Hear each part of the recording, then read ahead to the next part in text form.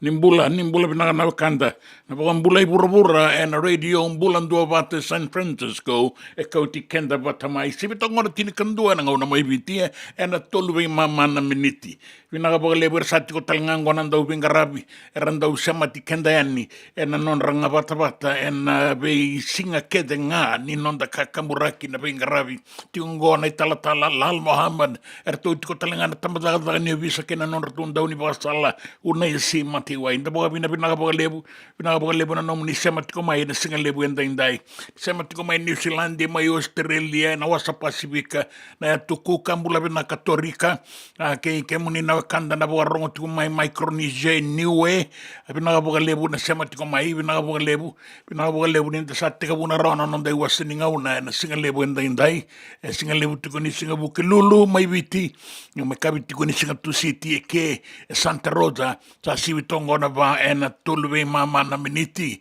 da boga vina nakatiko bi kemuni na kanda na boga rongo tu mai na be sana Amerike e ba kaki na Pasifika e ba kaki na mai bola tangane na Midlands do bula bina kaki na de ba ke warani se vina bole mai Alaska ke muni na boga rongo sarati ko mai Italy mai Roma na singale wenda indai na ngau na biti ngona non dai wasini ngau na ngona non da bata ni be boga marutaki na Radio Bulan Dua Wata San Francisco e kauti kenda wata mai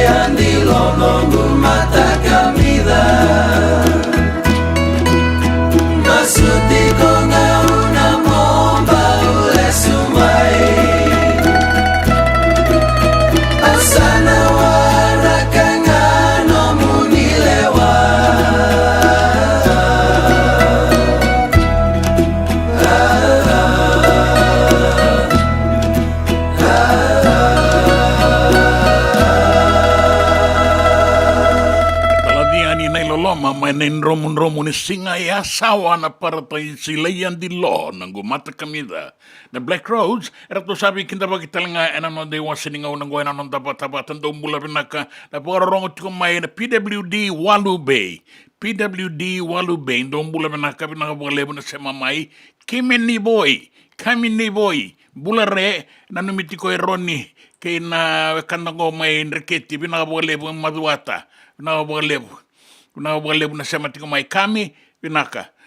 Orto na kandar tutu na tiko mo ngoni makare sese sarati ko en ngona biaw libo ni bingarabi en tikinon reketi maduata ni bula binaka lomsi tabanga bula binaka na warong tiko mai na singalebo indai mai buni sei tonga mai rewa Yosefo Sibo bula binaka mai tau bula binaka sa set ngorin na daka binaka pagalebu bebe ngurungoti ko nan raki mai biti eba kati ko kina na singa na noaya to sa ko na daka to sa na bingarabi to sa talengan na be to sa kini bula binaka turanga na maramanasi ena be pale ni bula e bura senga wala ngai biti senga wala ngai merke e bura ni nanumit ko ni kina na turanga kena maramanasi do bingarabi na buni wai kemani na linga ni daka ena no da be pale ni bula na be pale ni wai Chochi Suluka.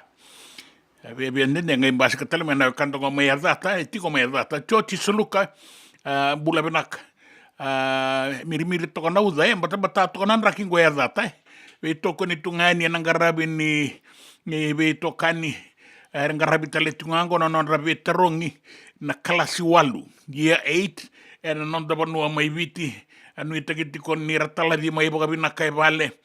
Pagkaruta ki baga binang na kenrei baga singa lebu non rei sulu non rei bondo meki zambe mbula rabotay na leo ni koro may nakalo may maduata bula binaka olam si tawanga binaka baga lebu kere andera ni mbaunduan na binanumi be ilosalini deo may Alaska binaka baga lebu ke waise bushanti bula retau sematiko ningori mai nawi mai na sabu ni sambula binaka kemuni ni sakay sarasarat ko mai kemuni semberni sema mai oni sa kinda bagiti ko na mataka inda na radio bulan dua bata San Francisco e kauti kenda bata mai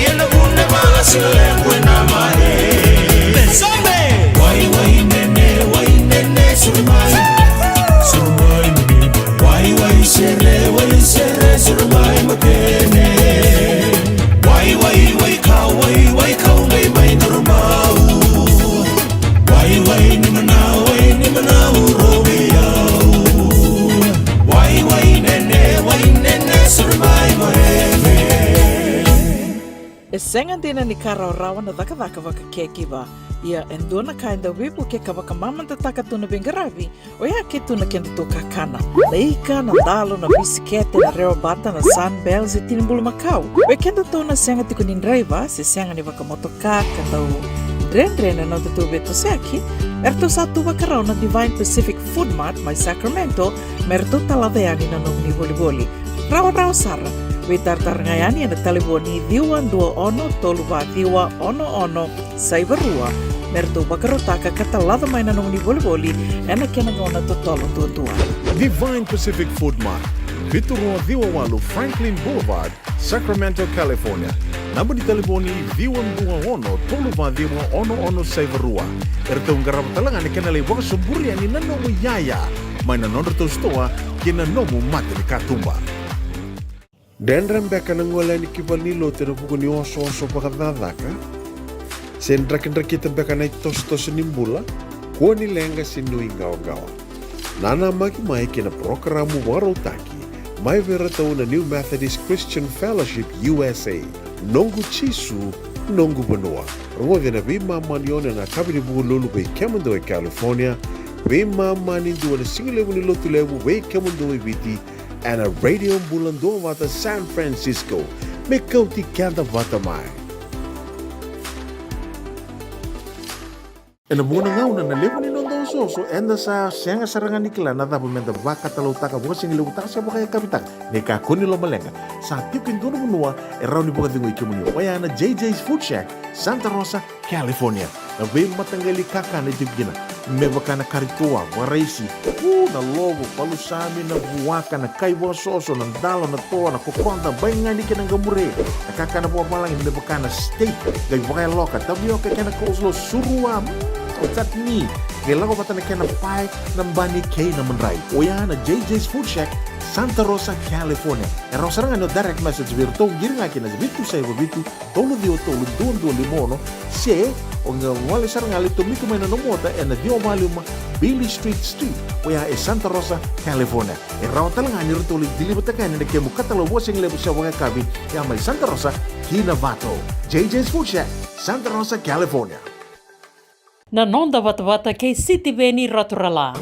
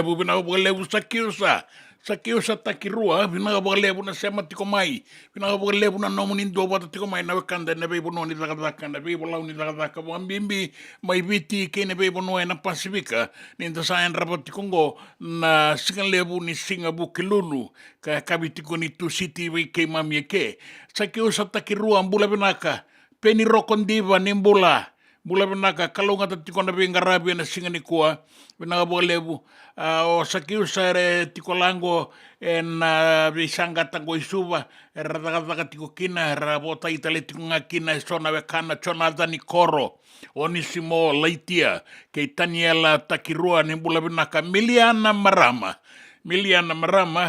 pinakabagalebu na sema tiko mai na radio mbulan dua bata San Francisco na singalebu ndai pinakabagalebu turanga kai ambau na numitale tiko ngani orto na nona tiko ngorto sema tiko mai endua na wekanda sa tiko ngo bagarita tiko mai na nona bagarorongo tok na singa na no na singa ni kua na rasema tiko mai rogora toka viti kibingana non ritiko tiko flatmates samba ki ono sanga bulu kadiwa gonga e Sonoma California vina bole na sema tiko mai kami ni boy vina bole Roni Parsad bagaru tiko ngomela isibiar ia taka yang ana sibiara kibiara mera takasar mekene yela wai nanga tarunga tale na manreni naila pina bole penro kondiba na bole una nomni sama tiko mai na singa lebu ndai totoka tiko na bengarabi ndina ni rungrungan raki mai viti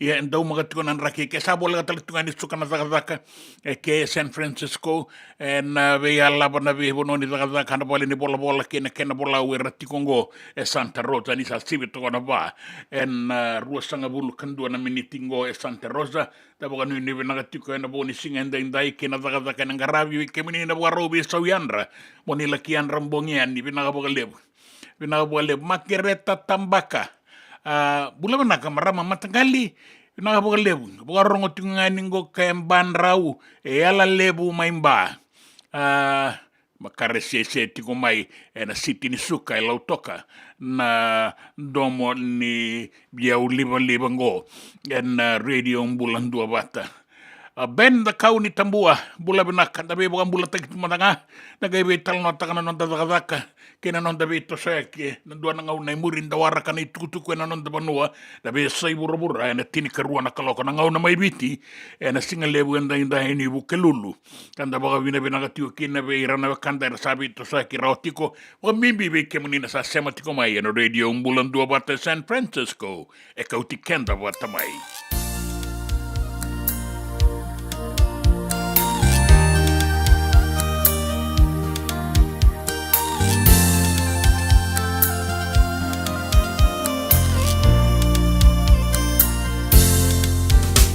Vale bukonda udhurubia ukina isandala mani saya wale ni nondaru wale narara wake natangi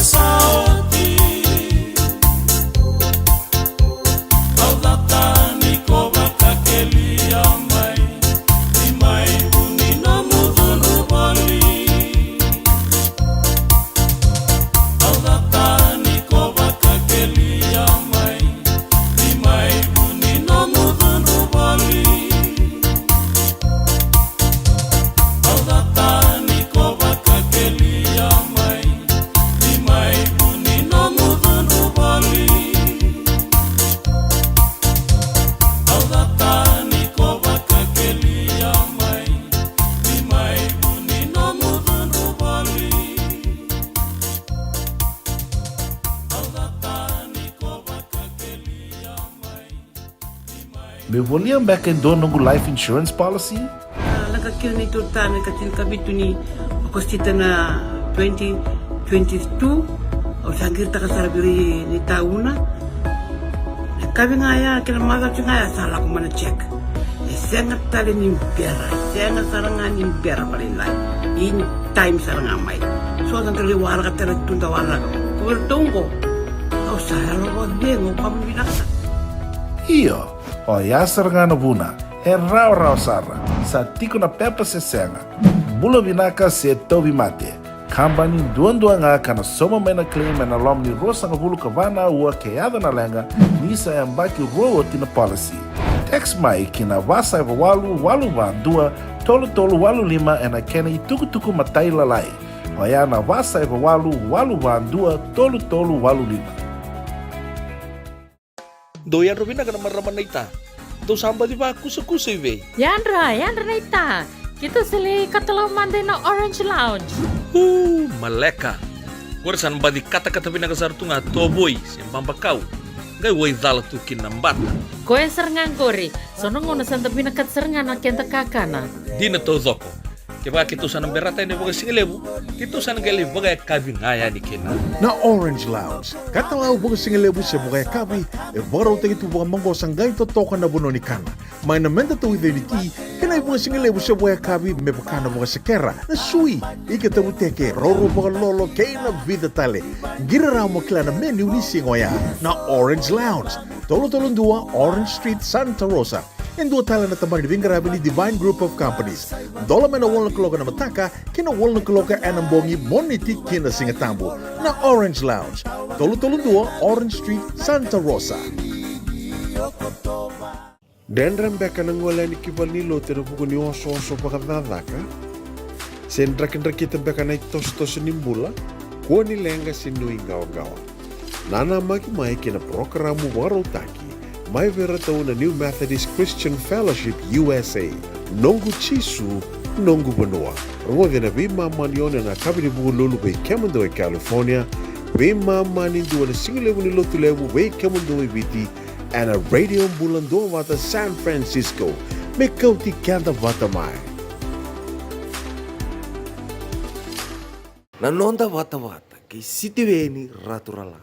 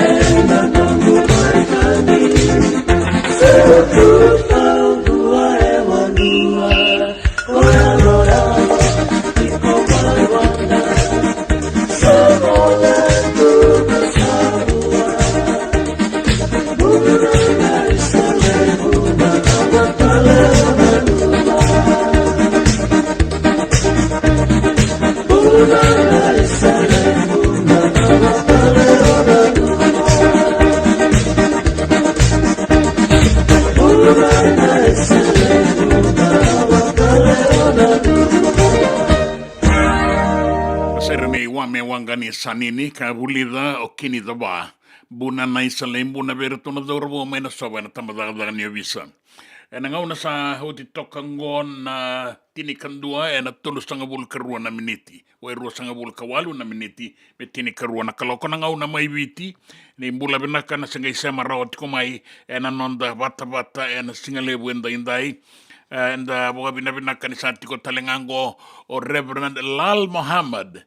Ito na kani boga wele kenda tiko na taliboni. Taliboni, sayang na taliboni kaya boga nga taki meba kana kenay naki. Ia ongo na daw na italatala Lal Muhammad. Kila anda na ka orede chungo na bawele wele. Go. Sa bawele taki kendo setani nada mungo. Nada mungo. Ay do sa ngaluchi. Nada mungo. Talibon may be. Talibon din nga ni talibon kondon di ba nga ni setan sa solibikan. Asenga nagango sa asenga nambula. Yali nga na talibon wow saya ni nambula. Ya kaya liu chisu.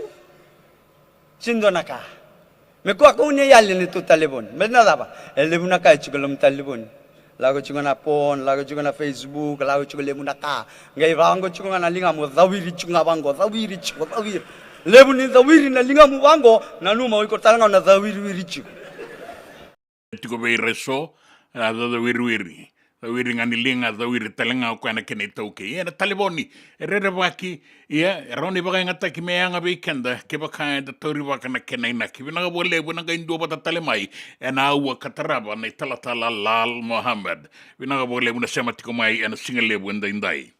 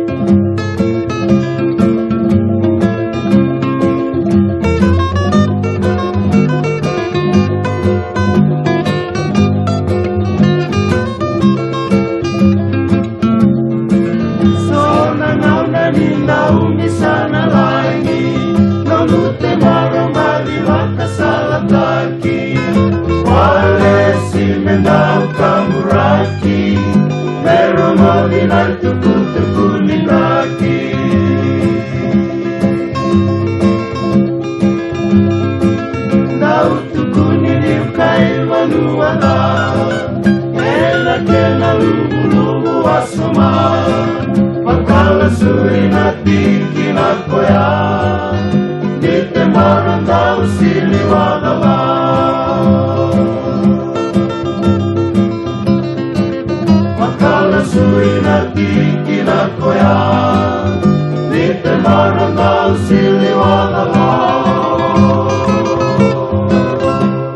Ertukanin ratano ena lomanin buda.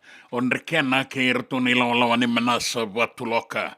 Vinaga lebu ben da kauni tambua bagarongo tiko mai rambi. Vinaga lebu da bagarongo mai rambi na tomba. Vinaga lebu na enu talekandua toka bitiki vinga o kioa. Tala whakoutou ikona kioa. Ben da kauni tambua vinaga lebu o sealinga. Mbula vinaka turangatau. Ngo mai nandena rau road yakui lau ena rewa. Gola bina. Toki lupe seini na serua. Mia umbulare boka rongo sarati ngo mai Aotearoa mai New Zealandi. Losalini deo. Boka mbulati kungo. Na vanua boka yaosara na buali kuni burabura mai Alaska. Rasa boka rita katiko mai ngo Alaska. Sara tekebu mera lutumai na waidabata, sa lutumai baka malua na waidabata na snow, na be ulo ni vanua, kay mami samba di baka rauti kongo na nraki batambata na winter, na nraki batambata balabu me pitu na bula na nraki batambata mai Alaska. Lo salini binaga baka lebu na sematiko mai, choti suluka, sangai o tingone matai ni pepa ni veitarongi, eni beiran luvenda, Vinaga baka lebu na karua ni singa weka sa baka rautungo na baka singa lebu isa na baka singa lebu zaban beka mai viti sa bole katungo na tini karua boy rua sanga bul karua me tini karua enda baka rorongo tikongo ena radio bulan dua batamai San Francisco ni kauti kenda batamai aporosa tungobu bala turangan na tembara tungobu bula benaka totokan kay bulan benaka Iyo ni bula binaka ni tau keni tembara porosa tungobu wata ke ratou na nomo beitinani. Wakano ini binaka tueni na singa ni kua kena itabia na garabikina. Api melekin rau. Ayan rabina tamaya. Sema tiko ya ningo na 5 ka ono Nolly Street. Suba na bali ni bola ningas ni buli tau kei. Ni songo ningas ni buli tau kei. Binaka lebu na anonra bukarorongo tiko mai na wekanda na bebono ni lakataka na bebale ni bola ni mbula benaka diriawa sa arnayandra anagai dangi tungo biti lebu bei mai na sana buka uranga ora binaka buka lebu na sema tiko mai na singa lebu indai api melekin rau da buka binaka buka lebu era tikongo eson na soya na koro era mai tiko awa walenga na dua na itabi ang garabi kwei marou ina viti ia sawa o momo solo wata ke nita dangi tu dola bina ke Lesi Wong nimbula bina ka na marama Lesi Wong na itau ke nimbuda na tembaram bula bina ka totoka na rorongo nindomo pinaka bunga lebu na beba marau taki ke na sema tiko mai ke muni na wakanda na dua bata tiko mai na singa lebu endai. Tau maka tiko nan raki, tapaka nui nipi naka tiko enda bei pali nimbula ke iran linga ni venga rabi.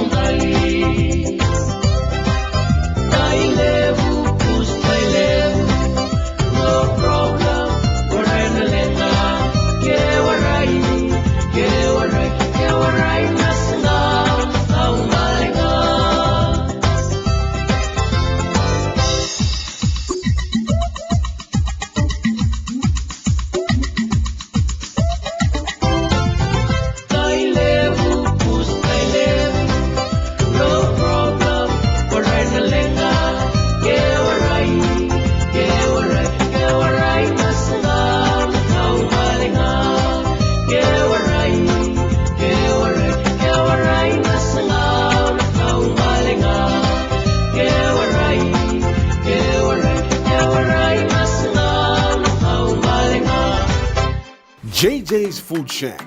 E tiku kena na kakana boka bitki me bakana kokonda. Lobo benga ni ngai kani doitu na bundi na dalo si tapioca. Na kakana boka malangi me bakana steak boka eloka kena coleslaw. Wee! Na karitoa sa wadha badina na kani kana. Kay tiku talangana no to specials and lomo ni madawa. Dau tamba na Facebook. Na doi ni tiwa ya na bani mandrai pai ke na bugatale. Go na JJ's Food Shack. Viu Valley mo Billie Jean Street, Santa Rosa, California. Pero talagang rito dilibo yang may Santa Rosa, may ato sarani kinavato. Girit-rito sana kinavitu sa mabitu tolo dio tolo dundu al limono. JJ's Food Shack, Santa Rosa, California. Me voliam back in dono life insurance policy? Nakakira na ito tayo katil kabitu ni akostita na 2022 o sagir ta kasarabiri ni tauna. Kami ngaya kila maga ngaya salah ko mana check. Sengat tali ni biara, sengat sarangan ni biara paling lain. In time sarangan mai. So ang kaliwara ka tala tunda wala. Ko tungko. O sa lo dengo kami binasa. Iyo, o yasar nga buna, e rau sara, sa tiko na pepa se senga. Bulo binaka se tobi mate.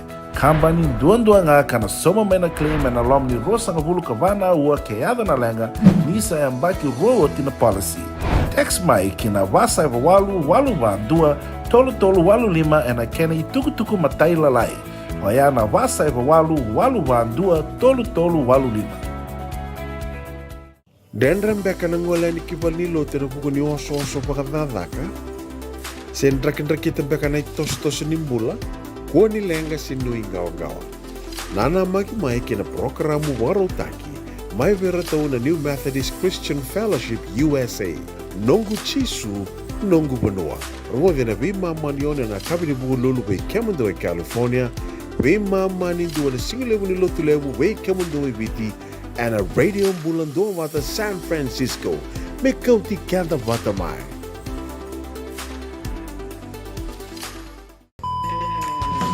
Binaka wakalevo nandau sema tiko mai. Binaka wakalevo nandau aseti ko na nonda tu wata na radio mbulando wata San Francisco. May kauti kenda wata mai. And the sabo lekasar ni adawayani na walu sang bulano dolo na kende wili ni matabu vale na radio mbulando wata. Ia e wili sara me wakatoto wata taki kina kende wili na ngwane toke ena vea say pura. Do na like, do na share.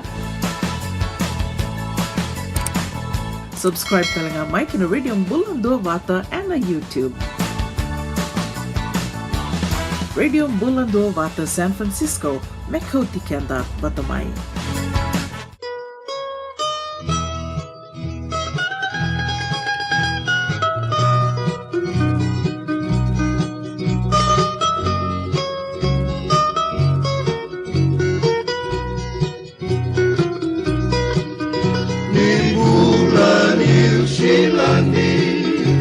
Binaka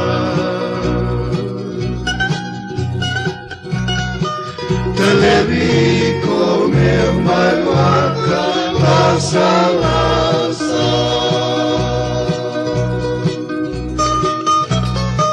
Na dui kai erangau talekaka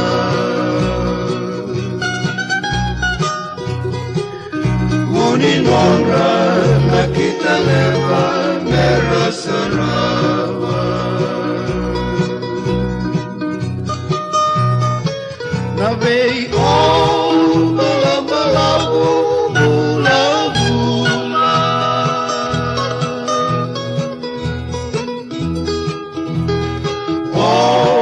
bala-balawu bula-bula Kemu balam-balau hula-hula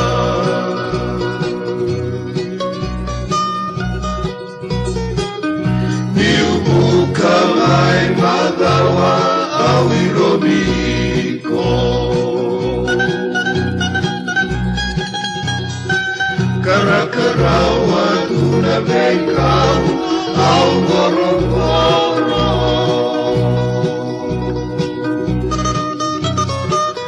Sarauta New Zealand, Mona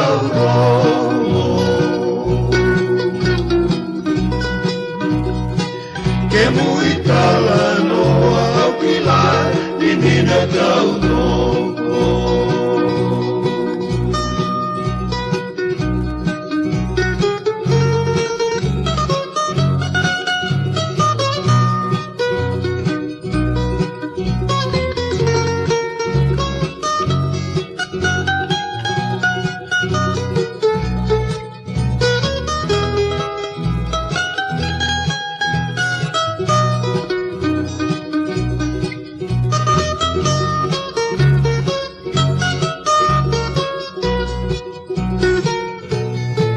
Navei o bala bula bula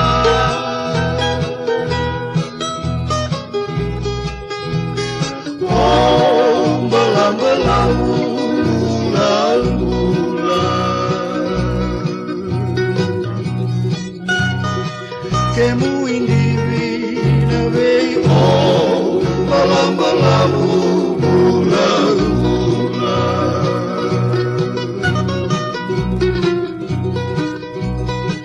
que mu indivina vei oh bala bala bola bola Nimbula New Zealand verto nambua ni lomai nambua kain domoni vakatangi ne apa cooking gora mate. Nanga una sabo itini na miniti me tini karua mai viti o talanga itini na miniti me lima na kalokongo Santa Rosa San Francisco nimbula venaka tukuna tuko mai o di riawa Bagai andra tiko mai zangi vinaka tungo na viti lebu bei ni mbula vinaka sana wa uranga ora mbula vinaka stino tokona makare se vinaka tuya ningo na Victoria Park Market mai Auckland City New Zealandi vinaka baga lebu ilaitia tama imbeka ni mbula vinaka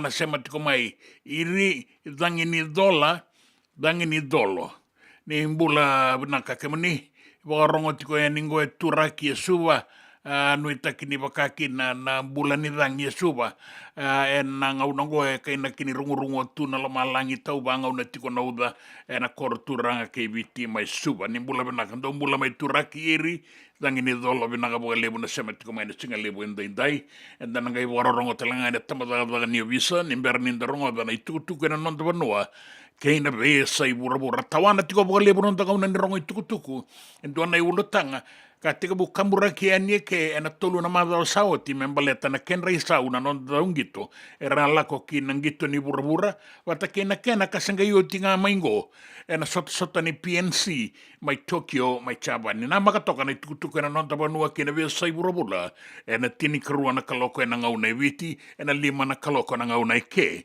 Santa Rosa San Francisco, California.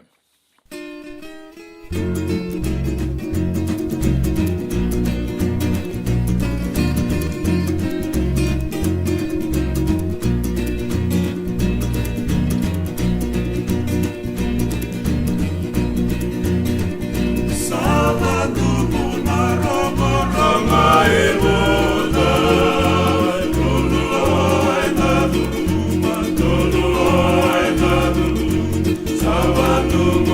rongo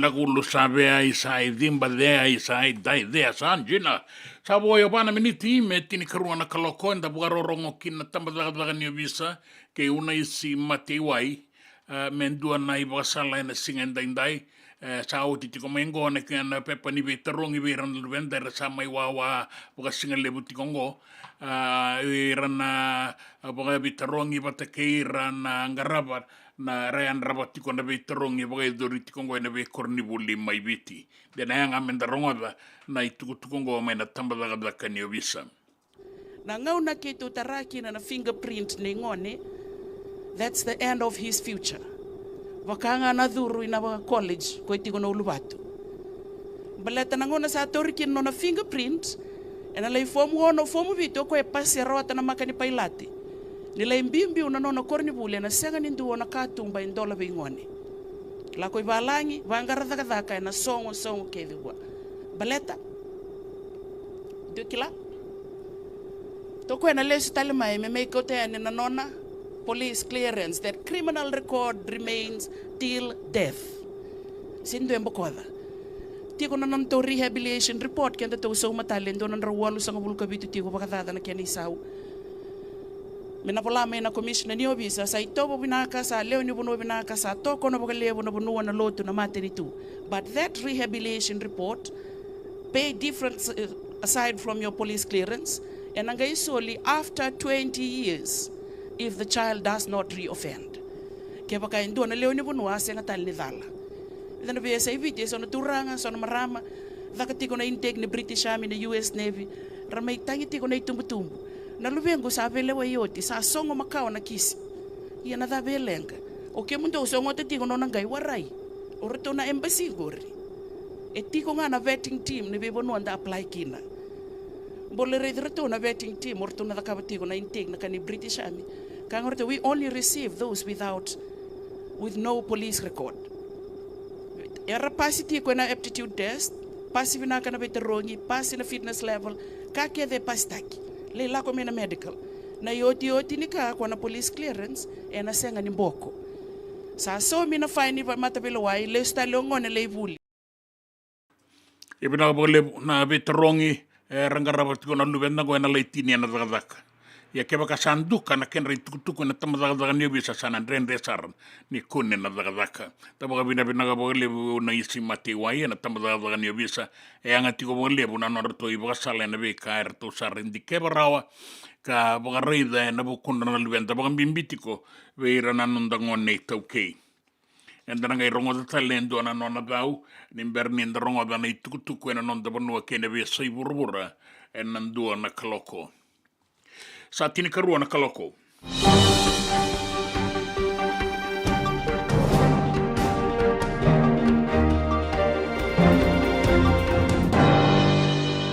Na tukutuku e na nonda banua mai viti. E rato lewe walu e rato wa besu. Ni kunebe rato na rauni kau na numini marijuana. Bata ke na pauta bula na ice na methamphetamine. Era tu lewe walu era tu kunengo kartu sa maroroitiko be rato na tambadaga ni visa me adomanda na be bangangai na bukuni be kai kune be rato e kunengo na marijuana bakatake na methamphetamine be rato na lewe walu ngose to sotiko na be bangangai me mbaleti rato e bagarita kamai na ibuke ni commissioner Liba Indriu ni dua na daurabo yang bakitini kawalu e a tombo e na tauni o na singatoka ka kunebua na methamphetamine sa na ice batake na marijuana na rauna batake na tamba ni kau na tamba ni marijuana sa tiko birto no bisa na daurabo ngo me nangai bangangai boga binaka nimbera ni kawia ni kina matabele wai e bagari takatalenga mai o Liba Indriu ni era tiko tale so era bangangai tiko e nangaunango toso tiko ngana be bangangai mai mid road e kune talenga kina endo na dorobo yang bakirua sangabulu mai nambua ni tiko wa na wainganga di be boga mateni taki wata ke na marijuana o ko talenga sa laitiko banganga ingo be rano visa me waraka tiko na non na ilagola ko kina mata be lawai sa banganga to takitiko na ngaunango na non rabinga rabina tambala ni visa kina non rayan rabaki en kena sangai me tarovi na tete ni bagayanga taki ni wainganga ni be boga mateni taki bata kena boli taki se be mbiwiaki en be bonua be mbiwiaki kina na wainganga rabagarita na ubisa ni rasa toroeva kena non rayan rabaki en bukuni tikinango en bukuni tukutuku saya do tiko ya ni be rutu karato ba bina kataga na tambala ni ubisa na non da be toko ni na lewe ni bonua menda tukuni ratiko yani o ira enda kila ni tiko beira na wainganga ba ya talangango mai sabu mai na sabu e kune kina indua ni tiko buan wainganga ni beibo matenitaki rato sa bugarita kamai na tambalaga ni visa ni sa toso da ke tiko nga na ibo tangin dengan ni non rato yan rabaki beire singemi ni rabolitaka se beibo taya katiko na wainganga ni beibo matenitaki ka oliva indriu ni rasan dua batan na bingarabi na tambalaga ni visa na iwase lima me anrabi na dagakango me rawa ni rakawia ni kina mata belewai o ira e kune beira na marijuana wata kena wainganga tale so me bakana methamphetamine sena ice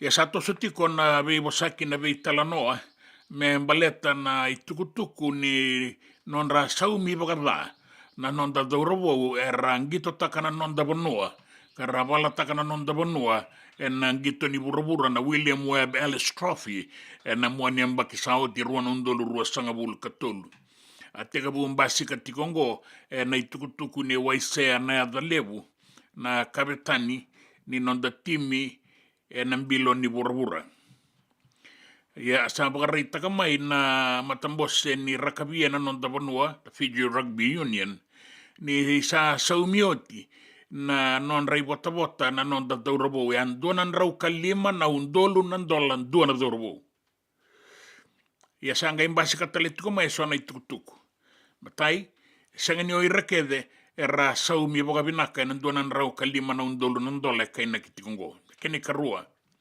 na ilabo era saumi kina embera era to lewi na dorbo wiliki no Simon Rewalu ina do wi boga tabulivi era tatara sarangai na non ratanga na non rilabo bakata kira me iboli ni kenra ka isau talenga ni isau ni sulu saba ena ken vale me bale tira na dorbo senga ni irake de rabo ilabo tiko ena ilago la kongo so beira na dorbo era sangito makao tiko mai bonu atani karalewe ni ilago la kongo me bataki wa sena da lebu semi randra ke lepa ni mbotia era tondua batatiko na itukutukungo ni araseni saumi boga binaka so arasa sangatunga ni saumi ngo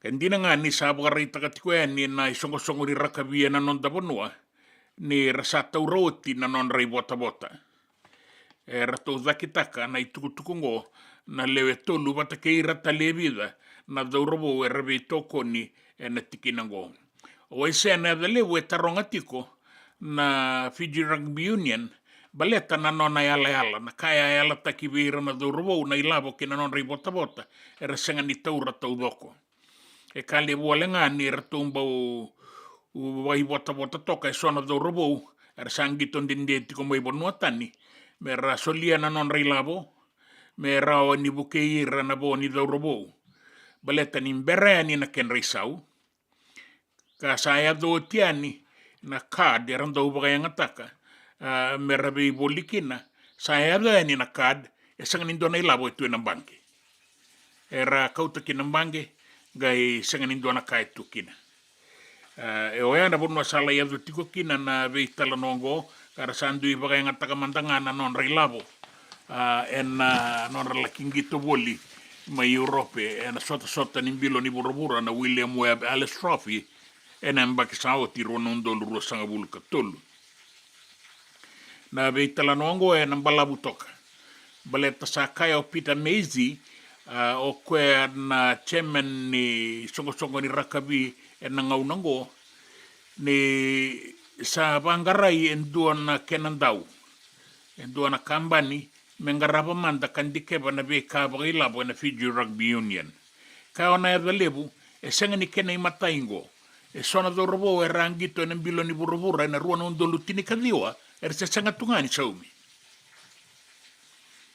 sambadia do talengo kaya do talenga be resona do robo be indinati ka bagedori ka kino semi ranrandra ni ayala takibeira ni rana saumi bei mama ni ken reisau ni mbera ni rala ko kingito i Tokyo i Japan ni membaleta na Pacific Nations Cup ka mai dapa na madao saoti ye me zabango eso era sanga tungani be saumi saoti tale nangito era sale sumai na nonda dorbo kara sanganga mai nangito ya sa mai maroro itale toka na FRU na bilo ni Pasifika. Iana ken resau senga ni sea do todo koyani.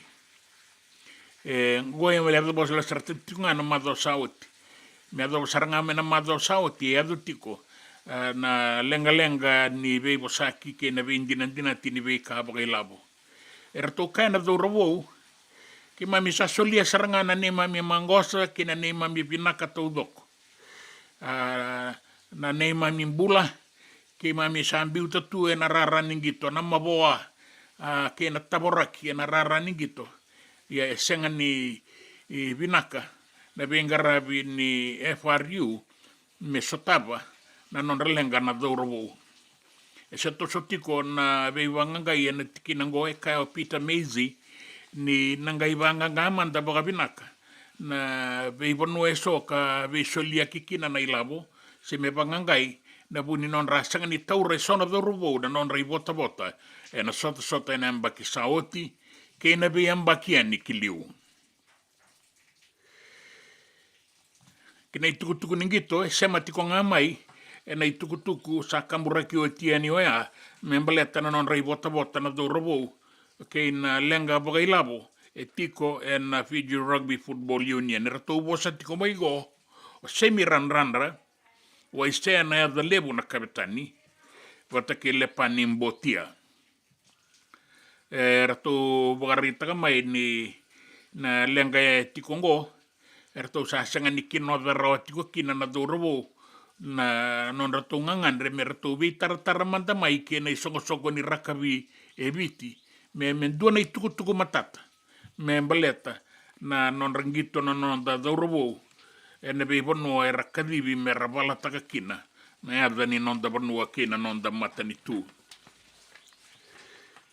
rato kana do robo botia ran rabata kina da lebu na ilabo embaleta nangito era sauma mai na be kambani na sponsors Punja na Fiji Airways na matani tu viti o irango era tau tiko mai wata kene sogo ni rakavia na burabura ya sanga ni madala se lako tiko ibe na ilabo kartu bagarita kamai ya nandua na itukutuku kangai kamburaka o lesi vanuavo ni na be kair to do raka tiko na do robo itukutuku ndina kandono me kawaitaki e vosa tiko na de lebu me baletira na bo ni do robo kara sanga ni rawa ni vosa ena tikinango kasala ibi kina buana kapitani me matataki ramai sanga lang rarani gito en taun da kotalengani rarani gito me baleta na lenga taraira tiko wakta ke na lenga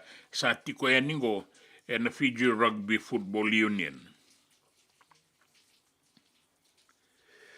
en sota ka baga dorio ti mai varanise en William Webb Alice Trophy wata ke na vida tale na sota o kakina na kena kama i wada bari na mado sauti na Pacific Nations Cup e ka kina na ya delevu ni dondono me banganga i sarmanda baga binaka na Fiji Rugby Union me baleta na be ka bo ilabo ke ira rebeli takikina kaya ni rato sasanga tiko mai me rato wewo saki ke rato na be liu taki na songo ni rakabia biti me bagai dori na be talanoa na mona liba me bakana zoom me rato be talanoa roki na me roni matata na tukutuku bagai taki tiko yani ka matata talenga mai na tukutuku ini songo ni rakabi na non da banua rato se sasanga tiko nga na dorowo me rawa ni i rato bau be talanoa ke i rato na be liutaki na non da songo ni rakabi na non da banua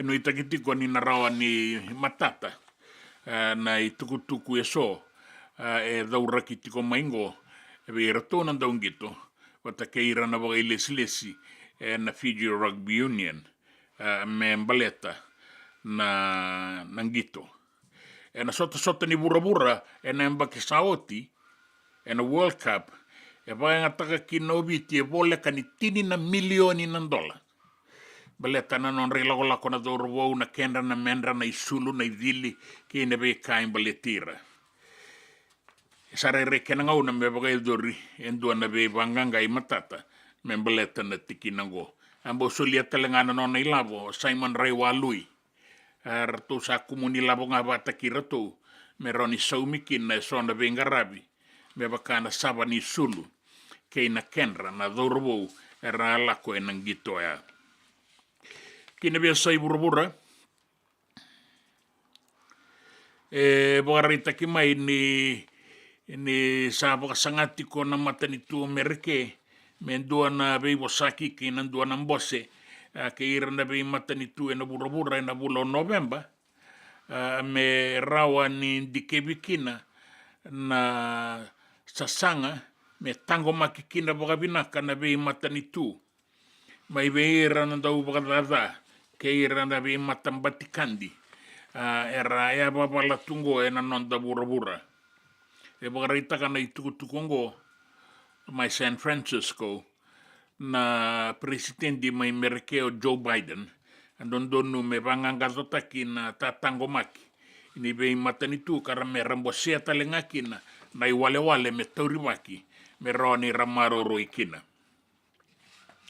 kene tukutukunin raki nanraki me zoba nambongi lebu endai sandi kebitiko endua na uanin raki suasua ka koto wale kata na Pasifika na ngaunango ukubata kaya na kena lolo ambula na rangi tau na uda ka rungu atu na be mbarabi soni non da banua na be atu anu na ngaunango go na deito ka me do sarati kon na mbongi lebu ni mataka bambimbi kongo mai na atu ya sawa na be atu anu na non da banua biti lebu bata ke na tu mamanuda o kandabu bata ke na boni be anu na tu lau ke lo mai viti bagara taki tiko mai ni na uko na lo tau tiko na uda sanga soti ni be sau bole bona tu waganin raki ndai mai na kena enda namaka menda na sota ka na singa ni mataka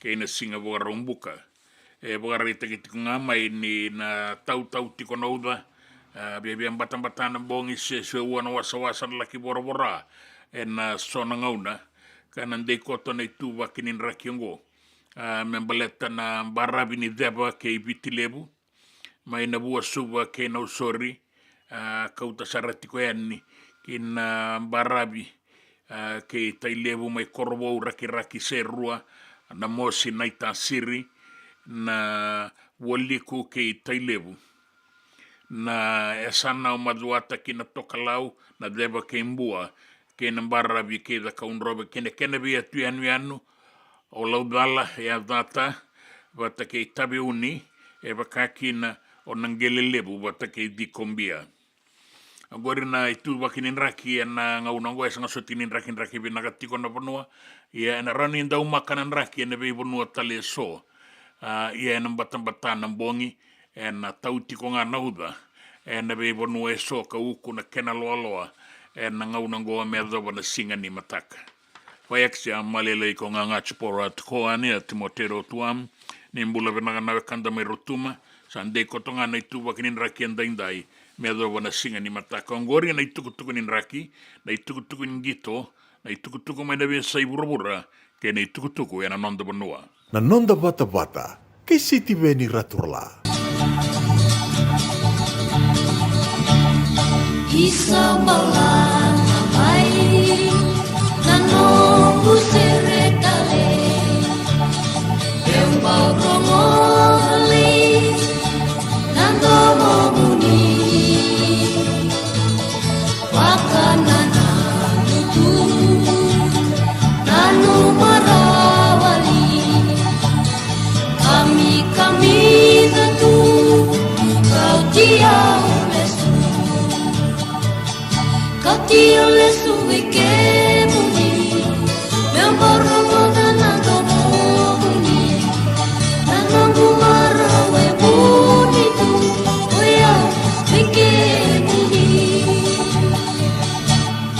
tata dragola, ana tale koya, meu ya betale, que na sala tu. Tu tanto amar, nado me quero,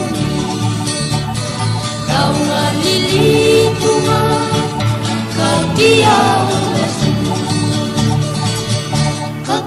lesu e quero, meu moro da nado momi, nado bumara e bonito, eu me quero. Dio le sue che muni, eu moro da nando momi, nando bumara e bonito, oia, me che muni. William back in Donongu life insurance policy? Nakakil ni tutana katil kabitu ni okostita na 2022 o sagir takasarabiri ni tauna. Kami ngaya kila mara ngaya salah aku mana cek. Sangat tadi nimpera, sangat sarangan nimpera paling lain. Ini time sarangan mai. So kan kali wara kata tunda wara. Kau tunggu. Kau saya lo bengo kamu bilang. Iyo, o yasar ngana buna, rau sara, sa tiko na pepa se senga. Bula binaka se tobi mate. Kambani duan nga kana soma mena claim na lomni rosa nga bulu kavana ua keada na lenga nisa ambaki roa tina policy. Text mai kina vasa eva walu va dua tolu walu lima ena kena ituku matai lalai. Oya na vasa eva walu va dua tolu walu lima. Dendram beka nangola ni kibal ni lo tena puku ni oso pakadadaka. Sen drakin-drakita beka na itos nimbula. Kua ni lenga sinui ngao-ngao. Nana magi mai kina programu warotaki. Mai vera tau na New Methodist Christian Fellowship USA. Nongu chisu, nongu banua. Rongo vina vima manione na kabini buku lulu bei Kemundo e California. Vima mani dua na singilewu ni lotu lewu bei Kemundo e viti. And a radio bulando wata San Francisco. Me kauti kanda wata mai. Nanonda vata-vata ke City Veni Raturala.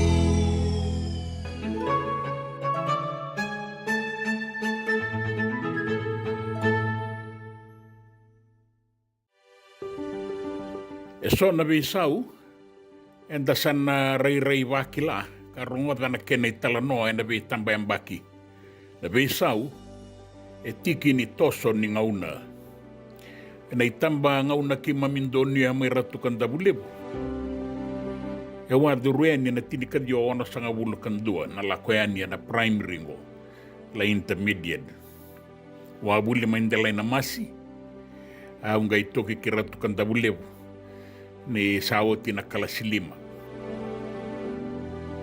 endui kinana ne mamitalano ni sana rongo tiko na bidana madao sawoti ngo ni maidaba na bogana numi ni ambakin raw ni kornibuli sa lebu sar na italano endui kede baletan indui na beka kimami andonia ni kornibuli enangaw na kimami aduru ni kin kimami na aduru na tinikadi ono sanga bulukan dua e boga tarai walenga elima na silini yana lebu ni labo nondon me kimami maroro etiko e kornibuli sai labo lai sara mendanga iba kasamata kana ilabo satiko ni kuwa e me 5 bulu na sende me rauta tiko ndona ngone bule nan dua todo ko na iwasa ni buli sando na ilabo lai yo ya le ki maroroi me gainda ustoli mai ni sabaga raw sereki na buli madon ni sereki kiba misangale ki kautamai maroroi tu ekor ni buli na 5 bulu na sende se enanga unaya 5 na silini na ilabo ni mbolatangani go me raw tabaga binakasaranga na ibondo mai London ni ki suba enanga una ni sereki 5 na silini na ibondo enang basi ni asai safety first bakakin na nambasi ning ganggaram do tele na kamban so nangone erndau taurila bo na meli se ba kawya na meli kaya kadi bakimay nangaw na ni kana kimami sabu katundalinga ketu nangone kimami sabi kila kasar na ilabo rataura so ya ningay suka na kana ya ningay utina kana kimami sabi suka ya kia ni kimbure aborak oire rataurila ene lebu ni kere buka raungan ni ngone kene buka raungan ni mamitu imbure ia ke baka endua e taurila bo baka ya angele ki maroro etiko imbure na nona ila bo kayali ia sanga indu imbaleti rasaranga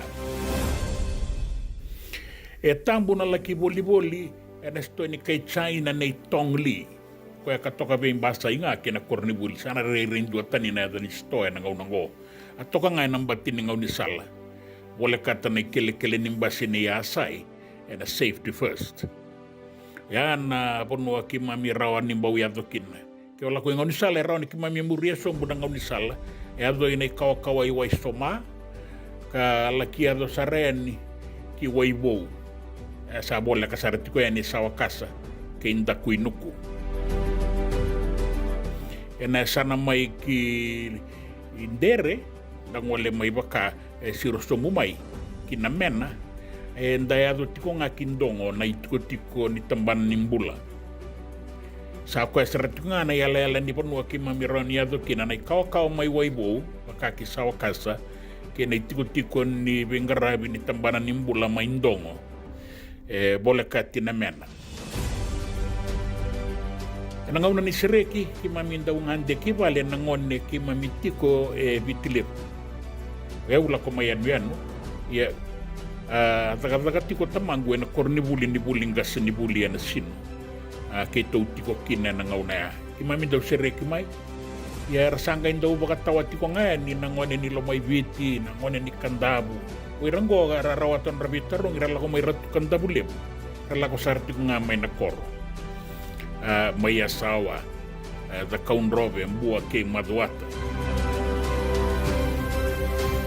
ya kimami nga nasabo kataray me kimami ngole kibale kimami saraw ni ngole arangay baka tawati ko ngamay na ngone erasenga ni raw ni sereki kibale ni otinaruwa na madawa kimami sangay daw baka sosolo tale may na mami bale me kimami may bondo na yoti nimbasi na safety first ambi utamay na bana kaloka ni kele nimbasi suba me sangole talen kiratu kandabulebu kimami maroro etu na ibaga raw nimbulaya indina ni ke mami rawa talenga ni sereki sibia e baga tawe na ulumbale so nangon ranga ndo to wi mateni sa bola ka saratonga na ngauna ni les sa kilato kana kene baga rawa e muri ke mami sa tamatambula sangai matatabe ke mami na imbale ni kena yalani na ngalala ke na banua ke mami ngolekina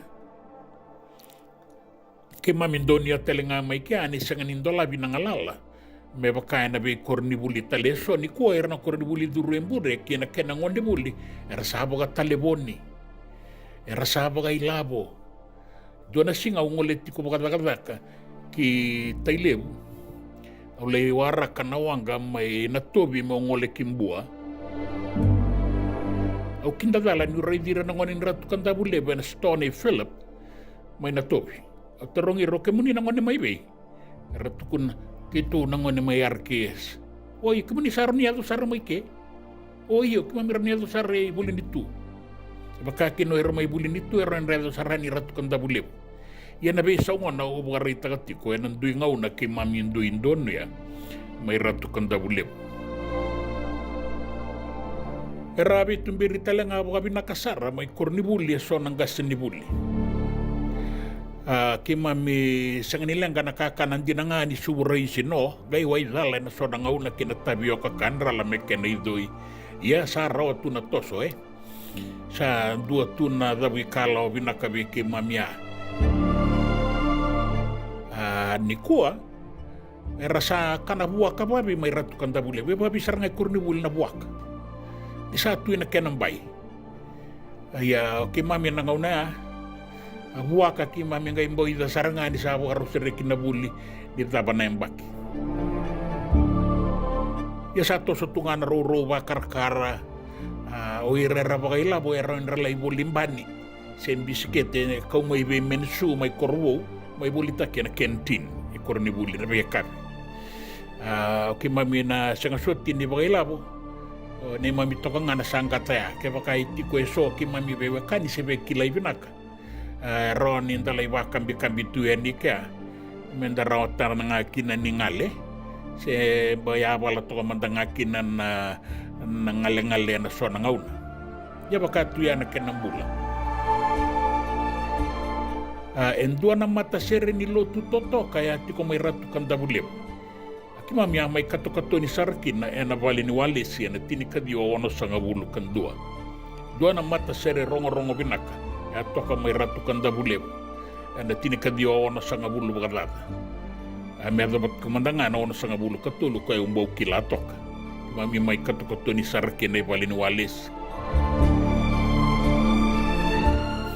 ena sona sere sasini rongo da bagabunga di kuwa ya rabuli talenga mai ratu kanda bule we sonan dauni serre vivi nakasar karangai mayanga karongo ena be saibiti nandela ni non rangauna ni sambi umay na korni buli ya na yang ni buli mai ratu kanda bule so me bakata kia tua te kautonga apa kuki doka chon delai ke irataleso era gai mai bugaduru mana be baleni lotu karai baba koso ena son be baleni lotu era mai bagai tabikin era mai rongosar ena non da bonu ena daga ni buli sere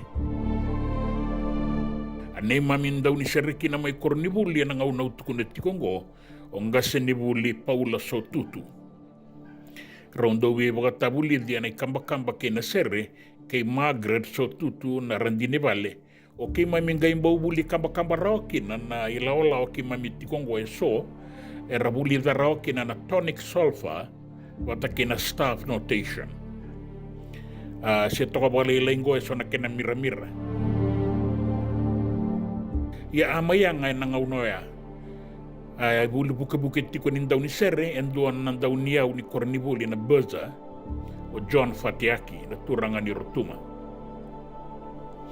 rabe tumberi talenga nanga snibuli ena sotalen na atakataka me baka na buli meke na itobo boga banua abeli utagitiko kinonga snibuli eliki seru na buli ngo ke mami tiko kede kina nangone buli So talangan ng kasnibuli bagay rongorongo na so natakataka rangaraba kinanon ratau kornibuli. Kima mi baun daw rereba katok endo ng kasnibuli. Kaya ungay durian ni kornibuli na matay nga ni marawa sa lakot ko na kenabital no endo ng kasnibuli. Tiko boli may ratu kanda buli. Do kadibitu nga father roop. Sa nga ni rupi ni matakibaw. Turangan ko turangan ni tabiuni. Rupi ni wanga ni tonga. Sando tani ni mamirerebo ko ya usambo reratok. Sembara mandangan ni redi ko eso sotakay. Na turangan ko nandaw na numitu nanona ibo bubuli. Baun-daun dua tu nanona itatau na fadaruk may ratukan da buli bubeke mami na sangay durubo yan. Ibi ang bakiked yan itikabu na buli na may ibato nakatiko nanona itatau beke mami nangone durubo yan. Daw bato nakatoka na turangan ko mekaya. Kaya baka ko turangan may nanomundela niyabu buka rumbeda to kaya ni may mata-mata na nomi tutu buka turang. Iko sa duru may kornibuli o dabutang ay kaya na edam. Ratu esen. Isang nikilay kaya na nomu ratu. O ngayle ki uru da tale mo to karan niko sa leso kibale. Sa o tinanomu buli o kaya sa matata. Matata sarang nga buka binakabi kimami. Erabe liuta ki nga. Nandaw biliuta ki kornibuli. Nang gasinimbure nang gasinibuli. Nanon day tutu baga turang asambi utok nga ni mata-mata. Kima mubuli da baga totolo sara na ibaga roya may kornibuli. Kima mibuli da kina na baga rorongo na yalo malumulumo kay na baga roroko.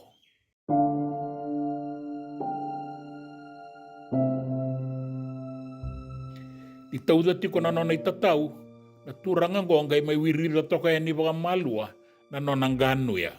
Nang ganu ya go talibata itulu nang ganu ya meratu talibata. Gay may taura to kaya ni may wiri la toka. Salabata kina winri ni matana. O de italea bala. Eleo lipong gabi ki mami nambi utamay na kornibuli. Asayado ti ko ngay nangaw go ki mami may bengarabia na matanitu kay nabe tambana talebunga. Era kilay ni tubeira na isoli-soli ni nonra bingarabi. Au na numasara ito na turang, abuli talaga may ratukan da bulebu, kira may bitokan ni binakasara. Na edana, o ilay kuli, ni nakilana, turang ni way maro, may nabure-bure. Abagay rong-rong, ay nanduan na ngaw na, nanduan na bakang bese-bese, abagay duro may kornibuli. Iya, may kasinibuli talaga, kandaw ray buli sara, doon na nga una sa laki duro na palimen di melewen na.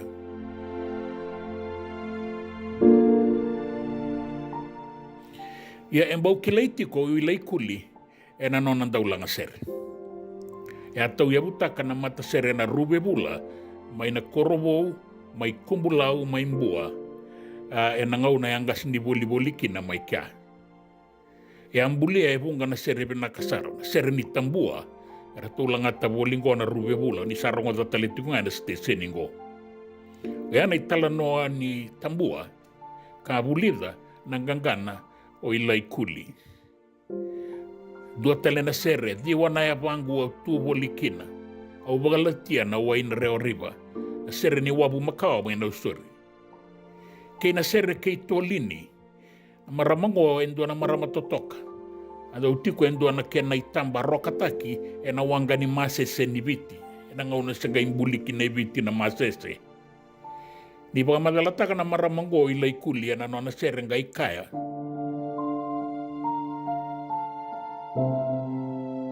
Na balumulay ng ronrolangi na matamu na tikininday mani.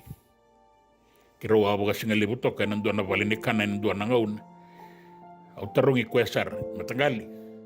O kemraw bikilay kay tolini. Waray dia uto kamayo kuesan dende. Sangay so mga may mga malwa. Sangay ni reda may namatango ray saratu kitumba. Sangay tuku na nga may iyo. Dua na ngaw na ya.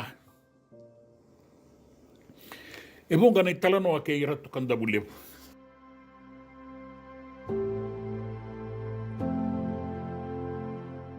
Una numa me uwa da baranga na kabi ndai e nandua na itala no leka. Me baleta na sere ni kornivuli. E na tini kadiwa wasanga bulu kadiwa. Ya sibu takikina na sere ni kornivuli lo maningo. E nandua na e kabi e nandua na rara laila i vole kata na vale ni wili vola na library. Kala ki kala sombo na mata ni singa. Aba kakoto na irai ni sulu silika maku aliliva. E nandela ni wasa. Raubo tu mamara tu o balau ke moturiki. Chandonia ni bakana boroe ni koula na lomalangi ke na tawada ni sambota irana e kabi. Ka vere tu mainda kundra na tuawa onde laina kai.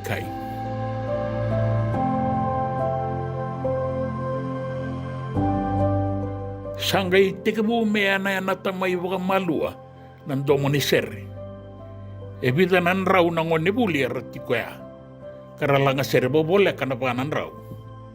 Nandongu koro ni buli uwasibi. E rabuka madala takatiko e na marabu ni nraki e na e kabioya. Nandomo ila nandau ni budu ongasi ni buli e remasi tamanisau. Na peipa kaya pala tinindomo na ngone buli tu bakan dua sarangaki na ratukan tabulip. O era wabo kitu engau ni sala o era tiko ibale era sabo ka tundalinga mera rongaba da isebu ni sere ni kornibulingo. Andomo ni sere e rombota na kornibuli karabu ka tundalinga tu na lewe ni koro mera rongaba baka binaka ng gangana. Era labeta ng domo na ngone buli e bida ng rau ni ralangata na dhimbi kay na marau na isebu ni no da sere ni koro gangana e kaya baka angone nongu koro ni wuli wasibi. Moni rongoda na lewe ibiti. Monde ni rangi endau kena indivi. Ngani raya awatu ki moturiki. Isa lei na dila ni wula. E momosi na elongu ni unanuma. Na nonrabosa na vei kambula. Senga tale me kemo i karua. Na kena i tale. Delay na kai dera sara. Kambu atu na kena vei mbaba. Mga diri loloma nindaw kinda na mataka kaniraya watu ki wasa. E botu mamada e matangu na wasa. Kapaga lindi marabu tu. May muri ni munreba na langi tokalau may barabi. E kaya talangani be iniu binakandina. Ang barabi kay tailebu ni singa. Ruindomoni nindaw romo na singa. Au sada boy ke. Biasa orang tengah una kataraba.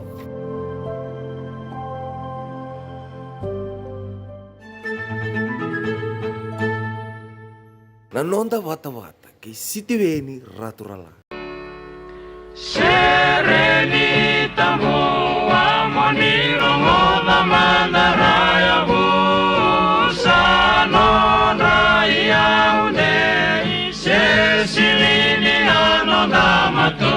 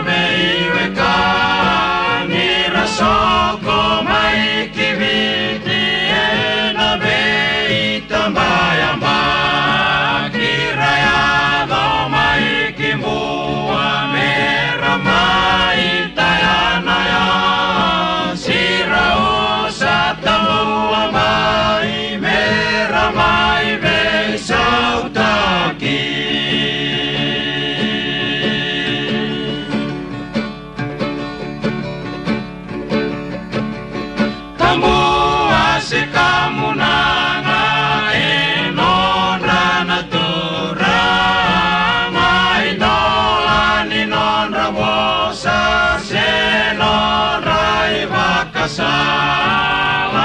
divina i valu se me mokuna tama tange avuto na koro kame ado me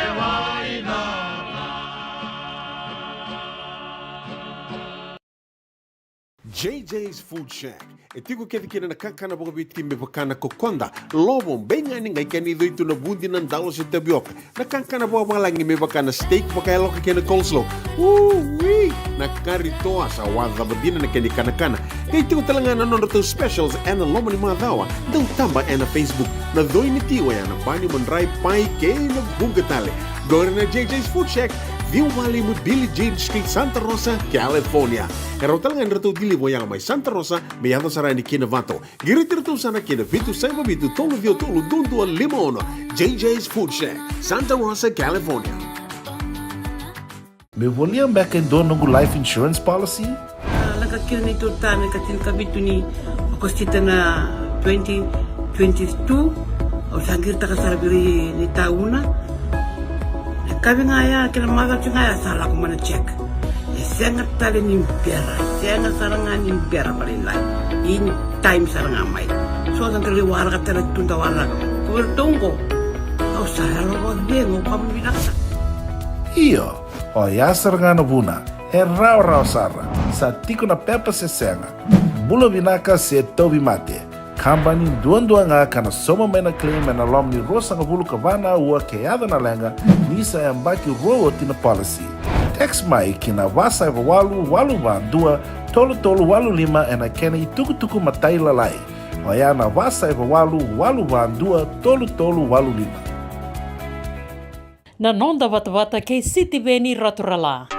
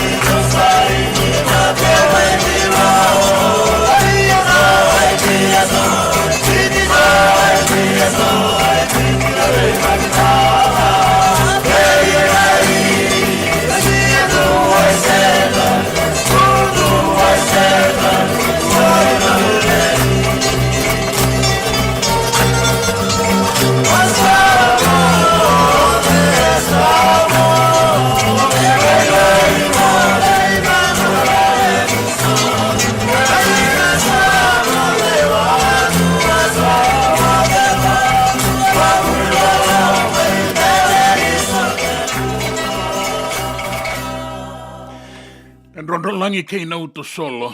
Nei mami daga na vesinga na te raisi sona kai india sona kai viti. Sona kai india sona kai viti. Tubu ai se. Ta boga bina ka boga lebro sema tiko mai. Anda rongo do tiko endua na boga na dambo lai. Ai me baleta na korni wili ratu kan dabu lebu. keni tapa ai na pita na mata o tapa rongo tiko mai kina na tosa ni ngauna ni sa mai tapa na marauta ki ni kanduan rauni ambaki kei ratu kandabu lebu. Tapa pina pina kapa lebu e William membale na yata kangu mbula pina kamia umbula bila sia bironga mai na poindi mai matai lambasa o ratu na rongo tiko mai kina e tau taravale tio erere bo bonindua na sere rani kai botai tiko mai kina na kita ngane saya si bunimbola o Charles Solomoni akariba se misi Matthew Balindaku Williame Trevor Elisa ke Iliesa o Rokolasa o Williame Ndabelebu o Keller Lili o Annie Simpson o Nemani Lala ke William Mbalena yada ndong bula binaka James Patrick Magoon aule tunomitai na bogalebu na sema no mai na kulunga sabe ai na bogalebu sa sema tiko mai mesa ke do kanauto mesa ke tukune tiko mai baleta na tukutuku ni non rai bota na do robo rangito en bakisawati o ira rangito en biloni burubura en runondo lutini kadiwa ke nai tukutuku ni wai sena da lebu leva ni botia bata ke semi ranranra da sanga suti ni vakila boka bina kara kila tiko ngana do robo yango rasa bo samai e kai tu ma mesa ke do kana utau kere ana matanitu me raida manda na lengango e una no man sa raida tiko na matanitu baletani abebu ke mai kina ilaiti ata mai beka en rabina do labina tamaya do kabu andreu mbula binaka kemuni to toka bago tina no muni tukutuku binaka na bisa mati petero mbamba to ni mbula binaka elesi wong bagaro tungo na ibuga singale bisa sa oti na bagalolo ya santa bagana nanu tunga kin na binaka bagale belesi bagaro tungo na ibuga singalebu na miti na mbaingani tabu doi mbalekana na uto ora to vina krato kelati ko mai visei sengo ve sureti tu yani en nambuda isa na ka levelesi ta sama rongo nga kena ngusungori kena ketengon ka kunlenga na ka bole na ve sureti ko mai na singa lebu indai ta wara ka to kana tuku na non ta bonua en dua na kaloko ke na tamazaga daga ni visa en na bo 5 na miniti men dua en singa lebu indai non ta ngaone na radio mbulan dua vata San Francisco e kauti kenda vata mai. Iseleng berada memang posojin kemu tutu merungati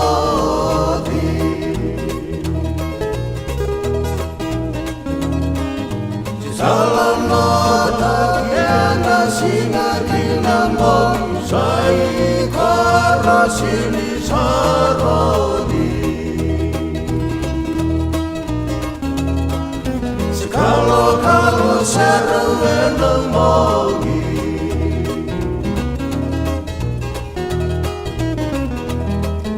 ni korai mai sama ganti bam tamu nilai balasinga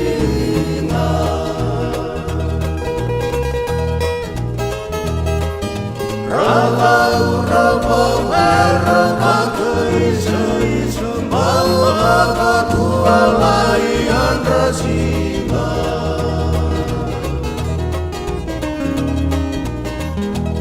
Den Maria macimu etaliba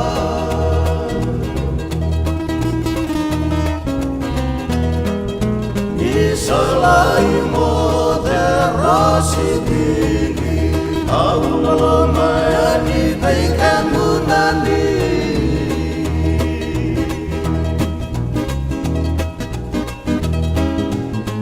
Ani korek seamini onlai samaluni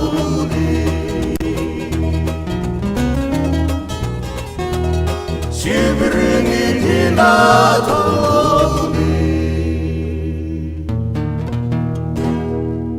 Den rembeka nangolani kivalilo terapuku ni oso-oso pakadadaka Sen drak-drak kita beka na itos-tos nimbula Kua ni lenga sinui gawa-gawa. Nana maki mai kena programa warotaki.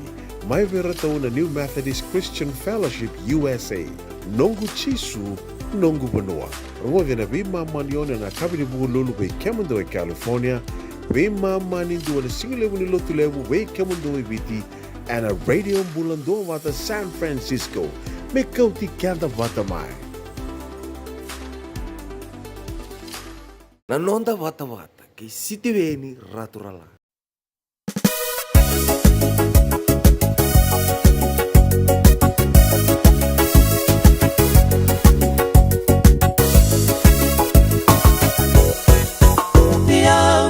Si amai nawe angu Eulang mata nongu ba ayatu yatu Takani mana ni ului na viri viri Bongu koroto akenda nibi Bimalu ame wa amula tamana Peira ondo ngone turanga Sida unrovera ramba Tangi modi avlimita Me manga sarani nguile nabi Padu atena ena beweani Toa ebu vante mulatangane Ia umulare aturanga vale Ova amula ida unitambua Ia amula turanga tuimua Melangi-langi tia na uluma tua Mboi ya watu neseni asibula Makani tu beweani tobata Lau novela umuma tuata Uini masi eva medimitahi Ibua niva nula tumedolati Isa kumbuna ke muremba sanga Kaina lola bara biwaswasa Na vei anu yanu era nui diri diri wana nabuna ya tulo mai viti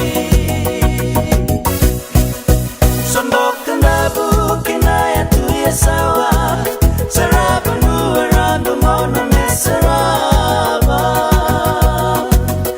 Pantulele na ya nuya nuni tanda Venga eya nudha nabulabina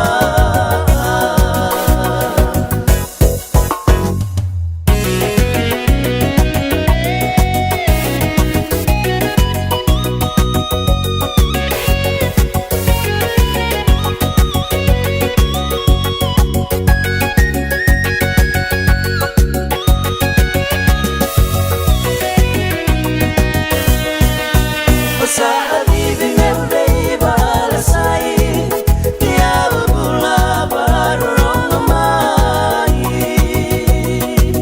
Pongani sere mai nada kani mana Bula sia nonda vitira rama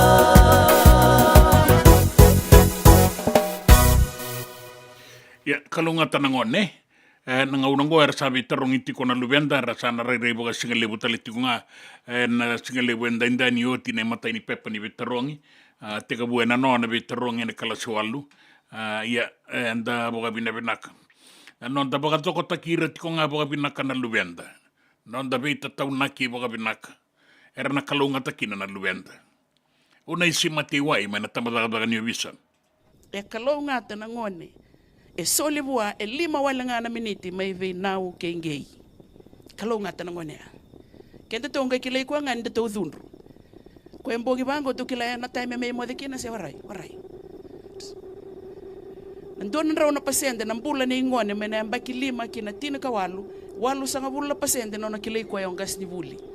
Chini kawalu la pasende nona kilei kwa na leo ni koro na bisanga na bibuno ke denga iva. E ruanga na pasende. Anonda rukili kwa na itumutumu.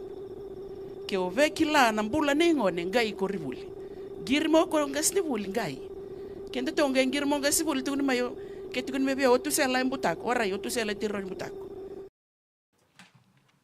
E bina bole e baka era kila ibo bina ga kena ngone mai korni buli mai na non rakila itiko e ne vale ve kenda na tumbu bina bole bu na isi mati wai mai na tamba daga ni visa ai tuku ai balanga utiko na singa lebu ni ku amenda rongo da roti ko na tumbu a don bimbi ni non ra sreki ke na non ra sabanga la takitiko e sona luvenda era be trongi talenga e na bu ku ni be trongi so nyambaleta na buli toro da kenda ba no ni bina gatiko beira sandu na kaloko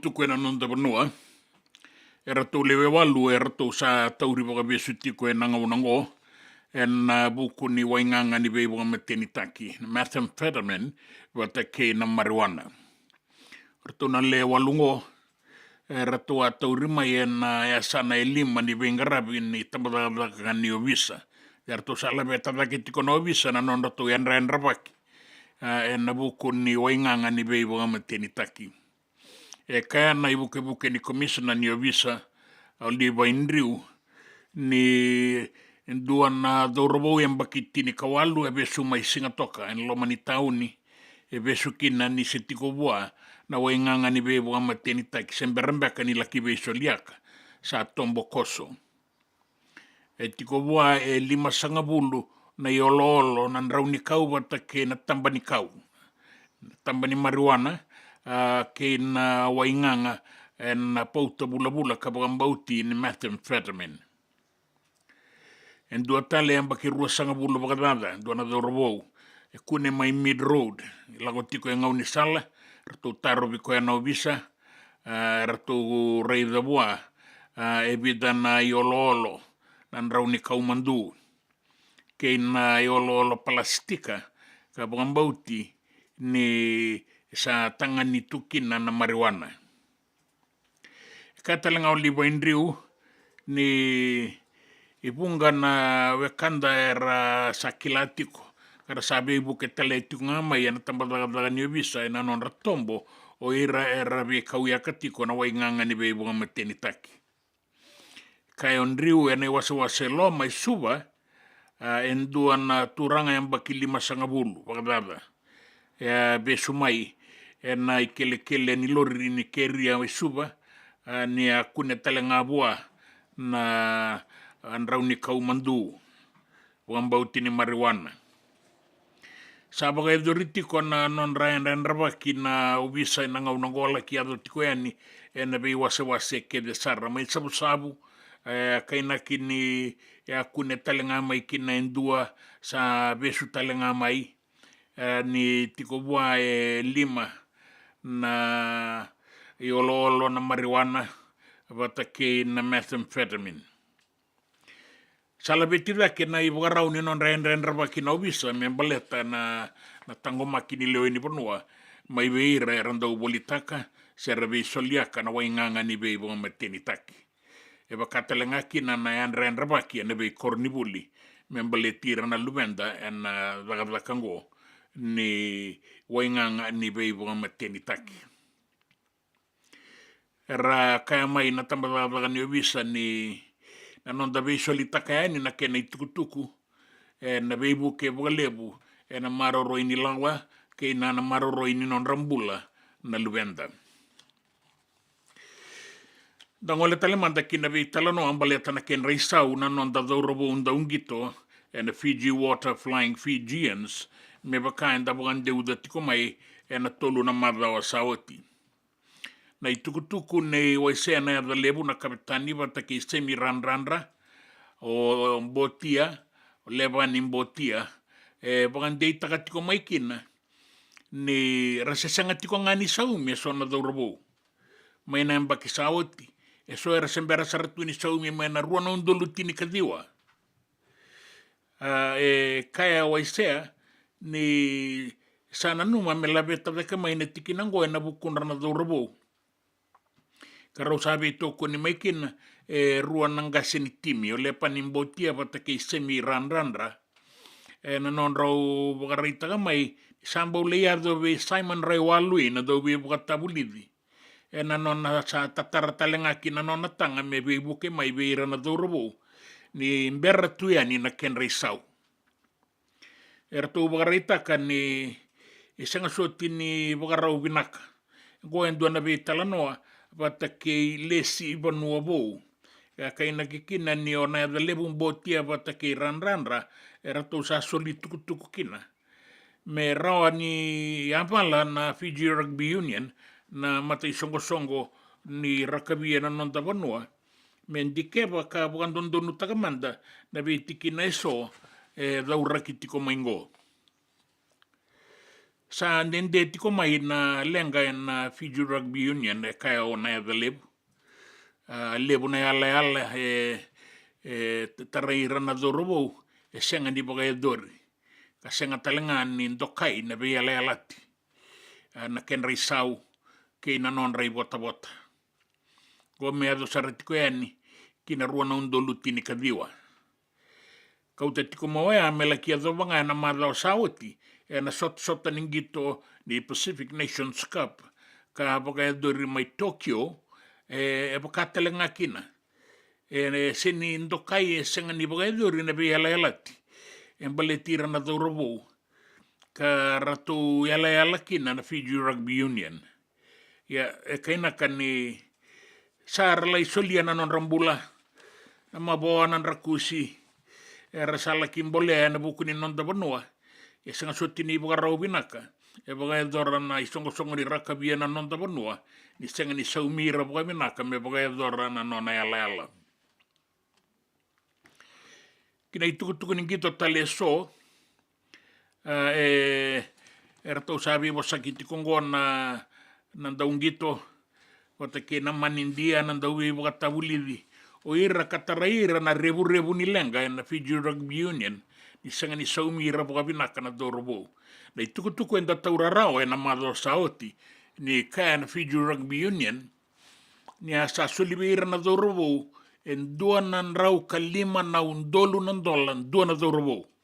Guana sota in bilo ni burabura ka bagai dori mai barani sena mbak na William Webb Alice Trophy. Bagarita kitiko maingo ni bunga na dorobo semberangan ni taura na non rei bota. So era taura nga bo ka ratu sanga ibu kekina sonan daung gito makawa. Ratu leo tolu ratu bosa tikongo. Ona the lebu ranra wata ke imbotia. Ratu sandu itarasarangan na non ratu tanga. Membaleta na non ratiko, na non rangarabi. Kina be ka imbaletira na sota ni burabura ka bagai dori mai borani se. Ratu sisasanga tikonga na dorobo me ratu be talanoa ke na Fiji Rugby Union.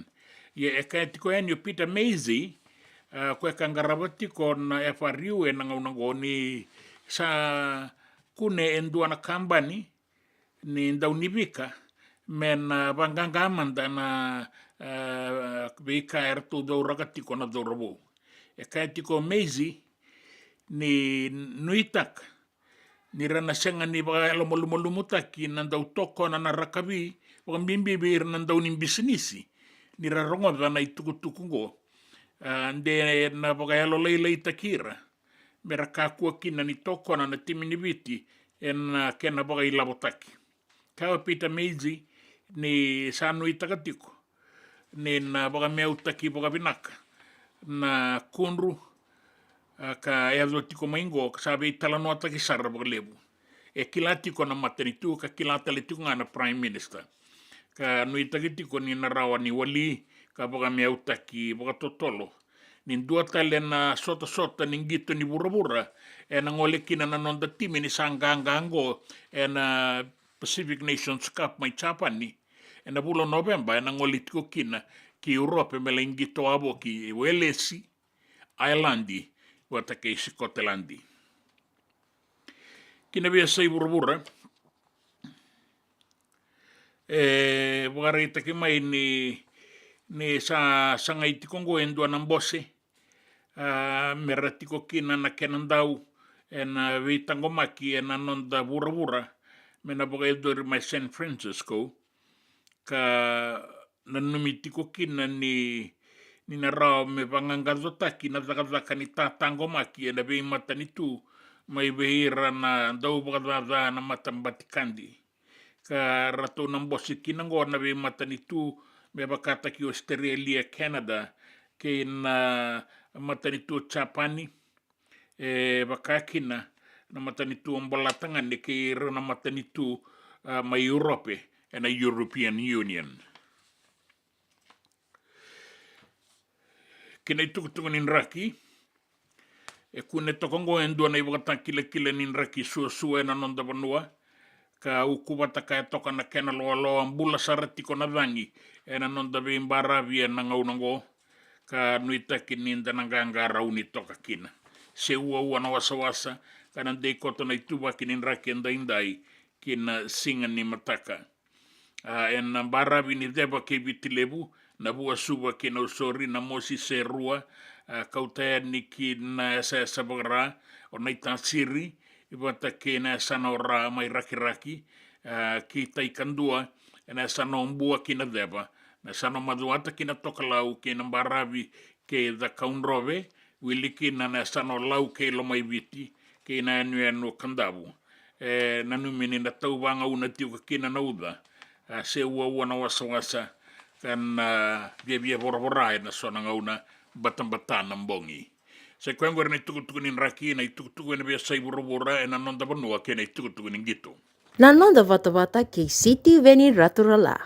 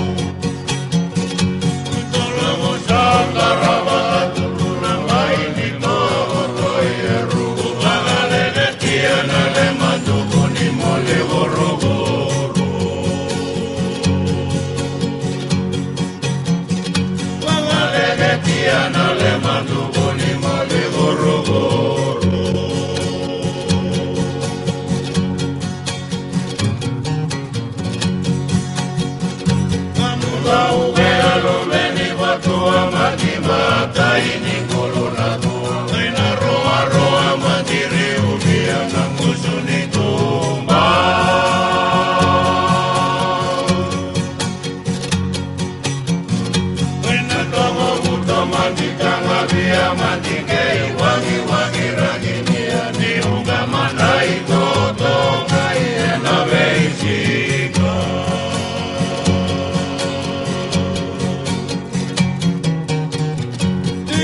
mandrai toto ngai e na veisina.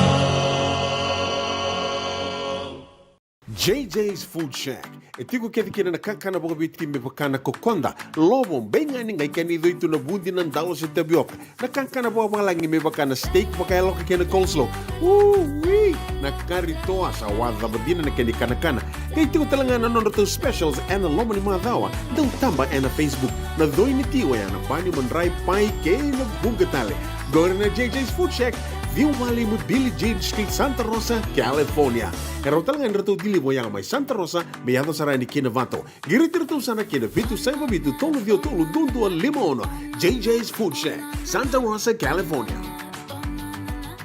Me voliam back in dono life insurance policy? Nakakira nito tani katil kabitu ni akostita na 2022 o sangir takasarabiri ni tauna. Kami ngaya kila maga ngaya salah ko mana check. Sengat tali ni biara, sengat sarangan ni biara paling lain. In time sarangan mai. So dan tali warga tali tunda warga. Kau tunggu. Kau salah lo bengo kamu binasa. Iyo, o ya sargana buna, e rau sara, sa tiko na pepa se senga. Bula binaka se tobi mate. Kambani duan-dua nga kana soma mena claim na lom ni rosa nga bulu kavana ua keada na lenga nisa yang baki roa tina policy. Text mai kina wasa eva walu va dua tolu walu lima ena kena ituku matai lalai. Hoya na wasa eva walu va dua tolu walu lima. E sengan dina ni kara rawa na daka waka keki ba. Ia endona kainda wipu ke kawaka mamanta taka tuna bengaravi o ia ke tuna kenda to kakana. Leika na dalo na bisikete na reo bata na sunbells e tinimbulu makau. We kenda to na senga tiko nindraiva se senga ni waka motoka kanda u drendre na te tu beto seki. Erto satu wakarao na Divine Pacific Food Mart mai Sacramento merto talaveani na nom ni voliboli. Rao sara.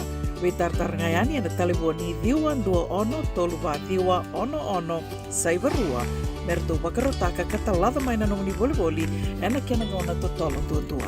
Divine Pacific Food Mart. Viturua Viwa Walu Franklin Boulevard, Sacramento, California. Namba di taliboni Viwa Mdua Ono tolu va diwa ono saivarua. Erto ngarap talangan ni kena lewa suburi ani nanomu yaya. Mai na nondro to stoa kena nomu mate ni katumba. Na nonda bata-bata, kay City Veni Raturla.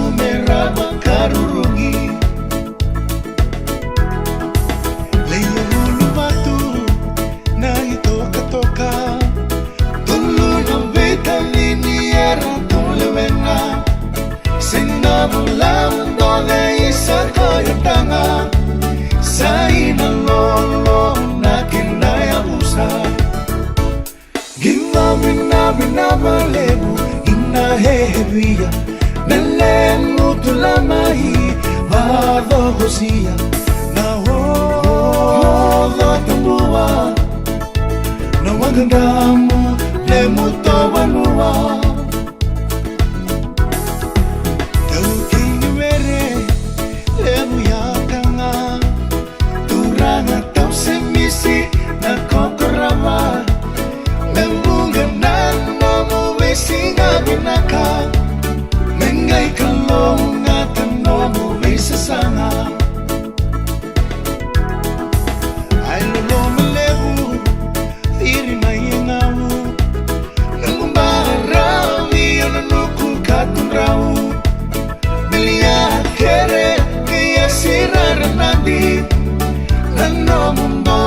Susalo Romayani Damay malaunde Ni sa mandola tali Olena le tuere Ni sa tarahinaki Waka Binabinaka Nalo malevo neto manda Waka Binabinaka Nalo malevo neto manda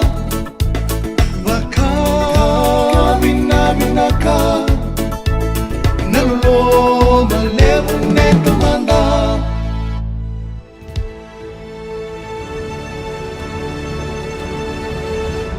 Ongon ay rongo may bala ni Songo and a radio bulando vata San Francisco. Mekauti kanda vata mai. Ano mo daw Curry Night and singa and indai. Na karua sanga bulu ka vani singa. Singa tu siti tiko mai keri sa tulu na kaloko sini klain donia tiko na ngaunaya na kabingo sa senga. Ma Santa Rosa sa o tito kongon ono na rua sanga bulu ka rua na miniti.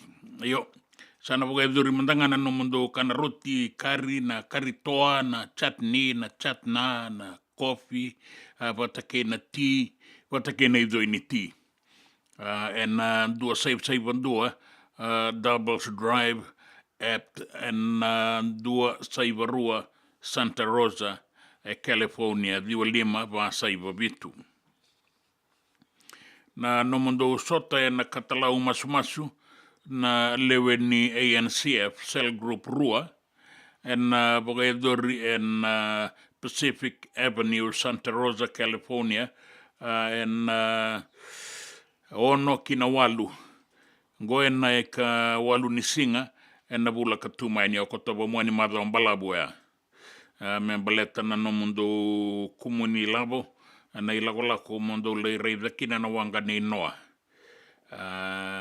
sa nuita kinti ko na no muni be tokoni ke na solebu ni tungalala na runondo luru sanga bulu kabana Fiji Day na kena solebu boga doritiko singa boga raumbuka ke na boga rawai na ka tini kandua ke ka tini karua ni okotoba benga rabitiko kina na Ono Foundation USA nuita kino ni nangole ni kina boga lebu Sonoma County Fairgrounds Santa Rosa California na stole abitunan raunan dola oni nangai ve taratara tiko endi ke ratu na di bogatiko na turangan na maraman ni ono kandabu modo ve taratara ni membaleta na nomuni bolambola ke bakao ni binakata Fiji Day USA at yahoo.com mo ningai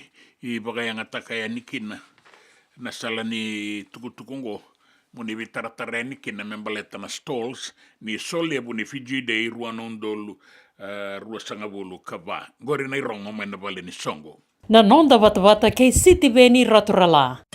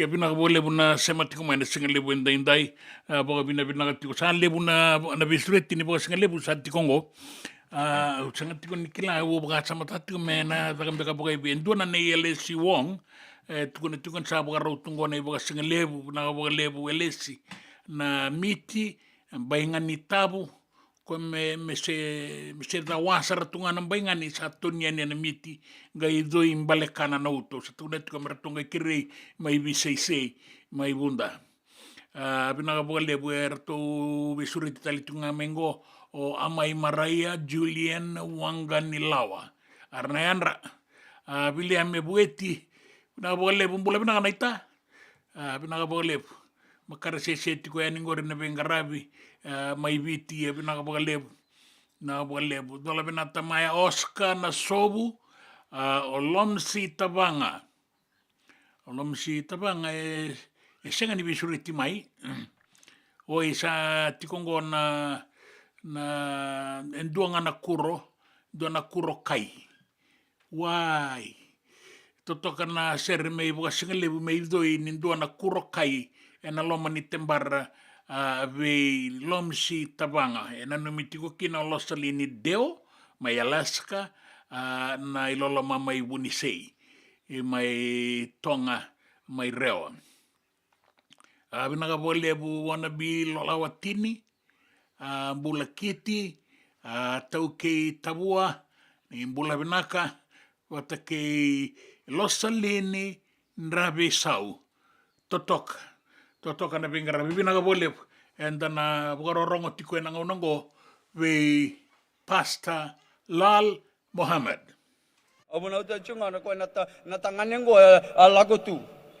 Wale tu no na yao na kaba bura. Lebe kendengo sa lebe chunga na nda le chunga no de yao nge chunga tugun chunga senga na ilabo senga mande na ilabo me soli mande na singa tambu me na labo ndo boli yang ko na chunga $9 $10 $15 lago chunga na ngun yang ko na bongket na raw mai be na soli. Bosoti yao. Kandi nango, o sa sota ba uchimai. Ranga na ilabo may na boliang ko na, ayo na ilabo may soli ki wana kalo sa asin rawa chiko. na tais na offering enda tugune chiko dua na katini sinrao chiko vosotia ngori nondo ya nomundo ngori dongelewa na daga na solin dua ni katini na muani madongo Tabo bina lebu na itala Lal Muhammad na vasu veroto ni lawa ni sundaya mai bonombala mai Tota Estate. Bina lebu sara na sema tiko mai na singa lebu indai. Tosu mai tosu dae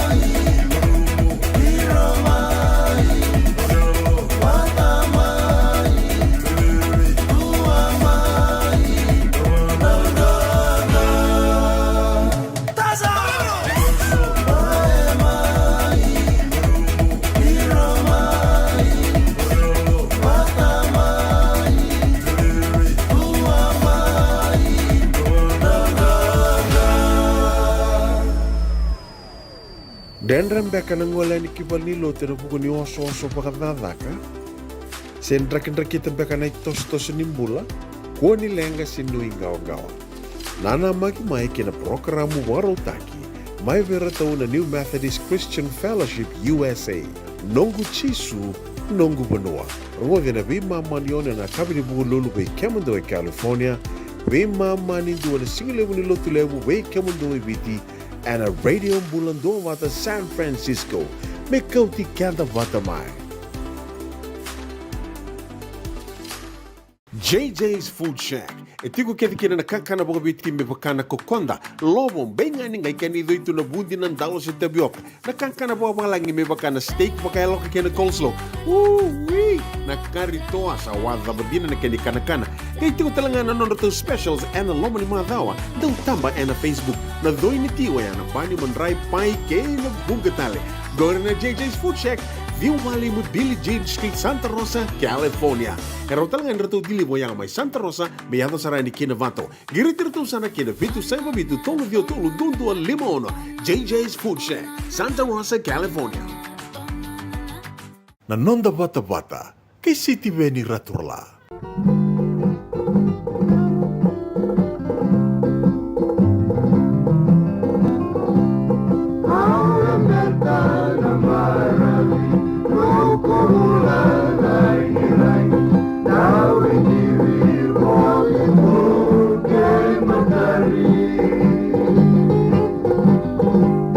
Yeah.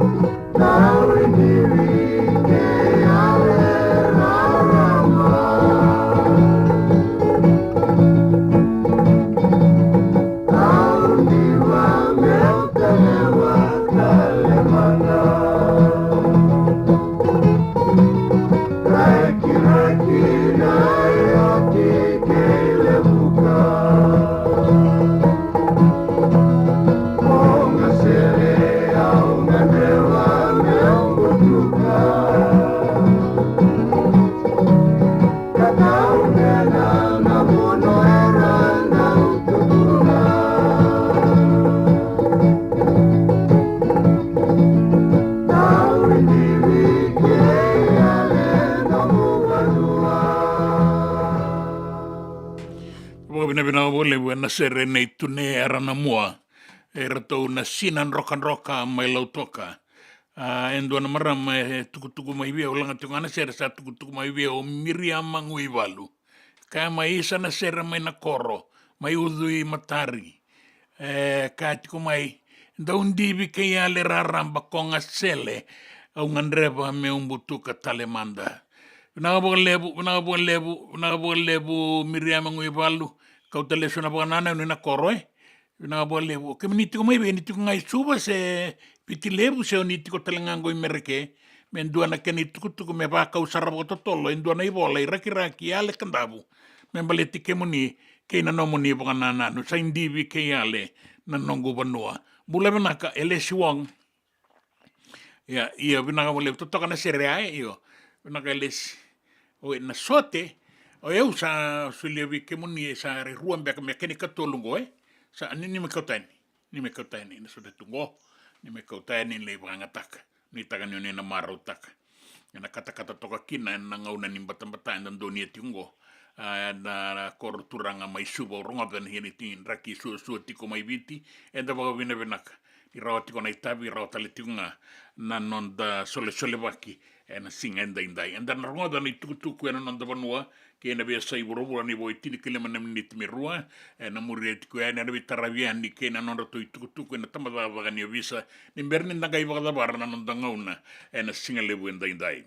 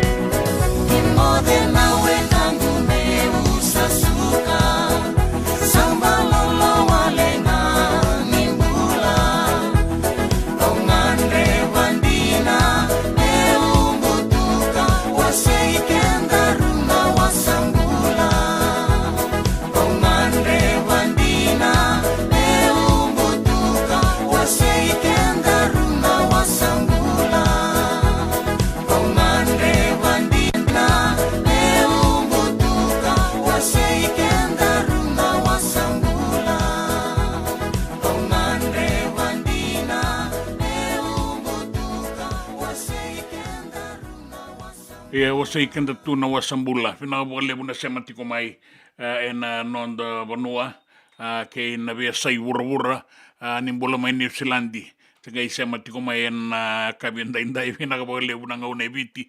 Santa Rosa sa voi tini ka vitu na miniti me vitu na kaloko ya kavi ni singa tu city inda indai. Sa singa bukelulu mai viti na singa lewu inda indai. Mendana bogara uronga dana itukutuku ena nonta bononta bogara ronga mandana tamba zaka ni obisa ke una isi mate wai na yoti nonta tau dau ena kavi inda indai. Yamba kileila ye kudhu indona kisi kitongarava. Dhorubo yamba kilima ye kudhu bandona ngone lewa yamba kitolu bula walu. Ke hawan yandra wale ngana buvale. Ena buku wale ngani kudhu eva ka edhoria ena ka ngaro sarava. Sa ivaka wele tuni luvenda na talevoni.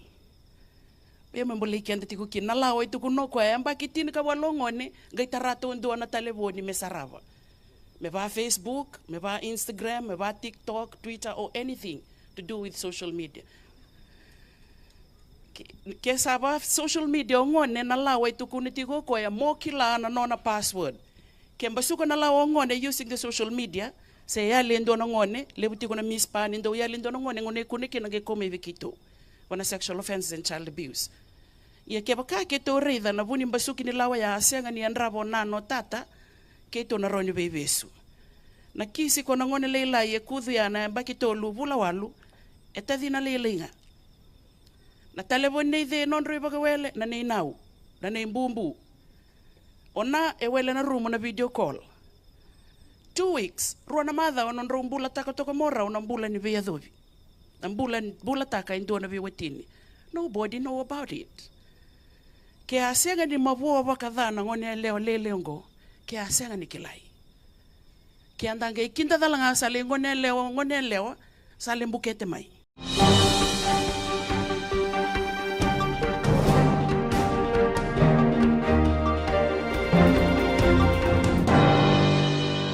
Kita reda wale kane ulutanga ni tukutuku ena nonda bonua ena singale wenda indai. Ertu leo walu ertu sabe sumai ena buku ni wainganga.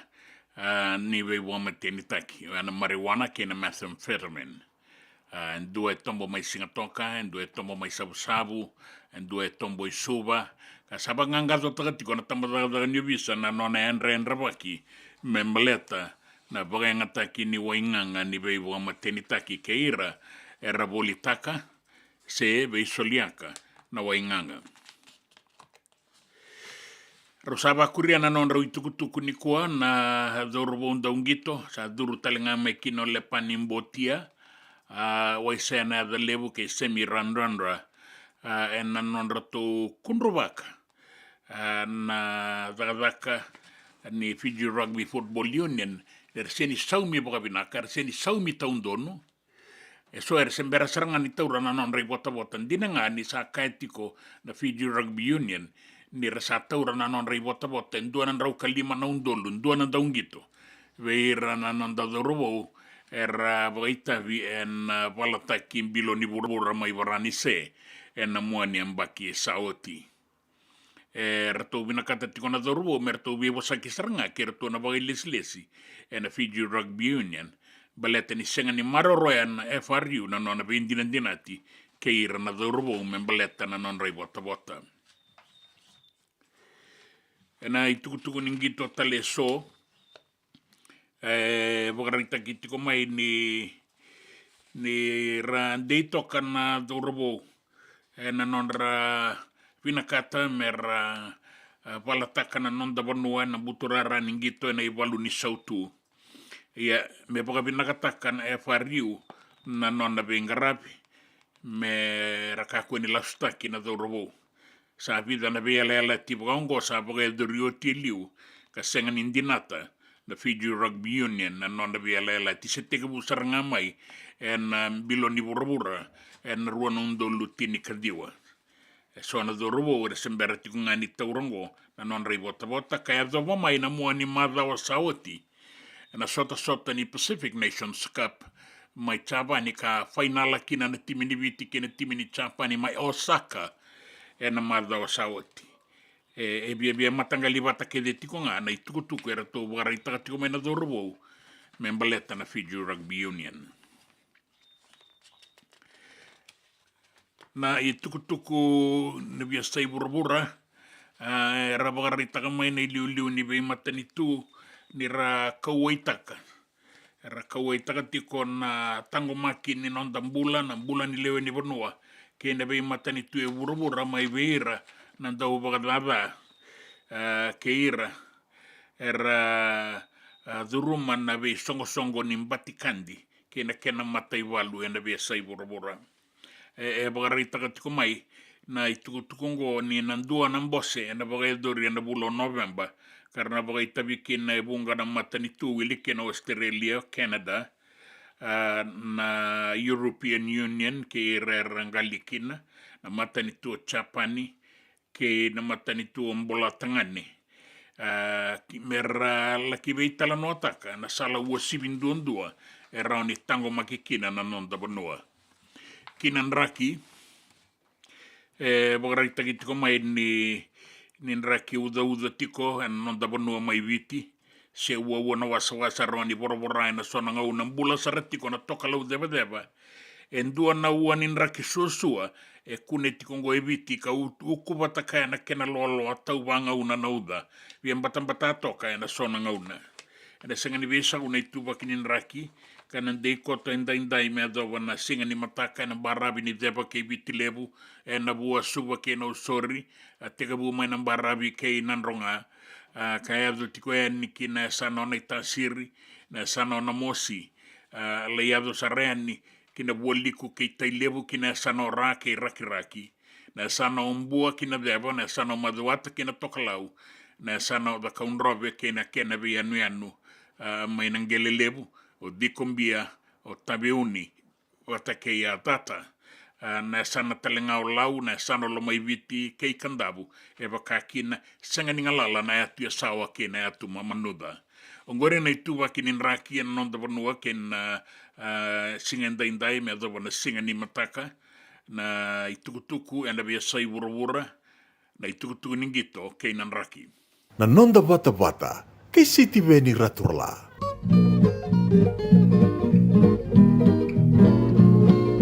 Baravini korone nau Mai butu katuongo koiau Luku bulangai rangi vinaka Matalau nindarai kiwasa-wasa Isano mukoroni masuru itotoka Peivale tuwa kiwa kama ngosa Toka lau eliwa watuna tomba Isana tewa saiko amboroya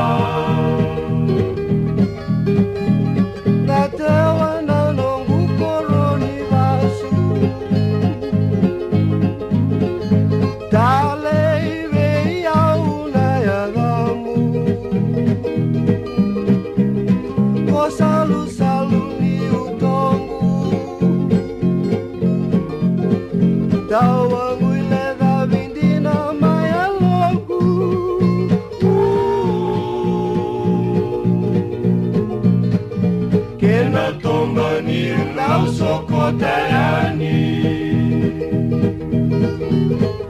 Tomba lebu rai langi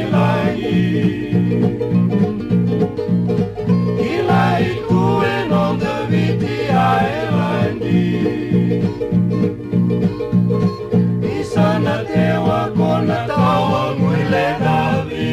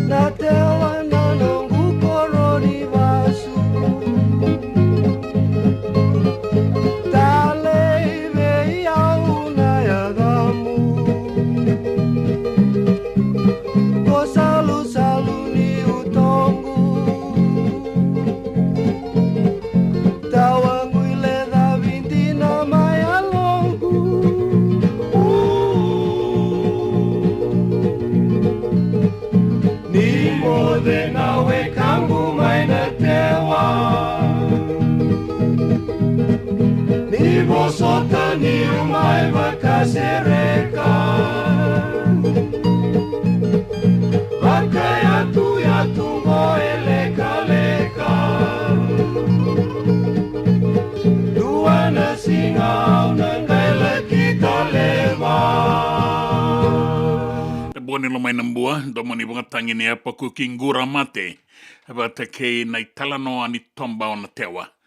Pinaga bole na sema tiko mai Miriam mangui walu yo pinaga bole usa taurarawa bulo na bono ni boi tiko kina pinaga bole wa taronga tiko ani ni tiko mai suba. Buka nui ni pinaga tiko ani na singa ni koa. Pinaga bole na sema tiko mai elesi pinaga bole ne boka singa lebu na bai ngani tabu boka miti. Pinaga talenga boka lebu we kemuni na wakanda. O ni sema tiko mai taisamu mai nambo pine scheme. Pinaga boka lebu ni tangan sa sambutan akulu. Nangai boka nui ni pinaga tiko ena kabini kua. Kalongata na boka ni singa ni kua kera usata tau ike. Meazo wana singa ni mataka ni kalongata ni Samoa.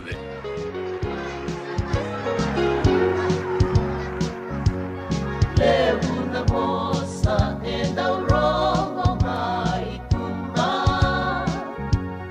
Era kaya ni utimi ruka Au vingo magalu boli e venga una Rara ningito do waraka meu na daisawa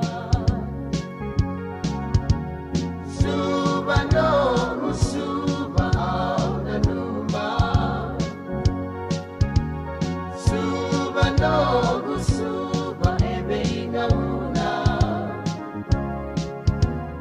Nongun raya na musabu ruma Nongun bula nanga una Nomu makanua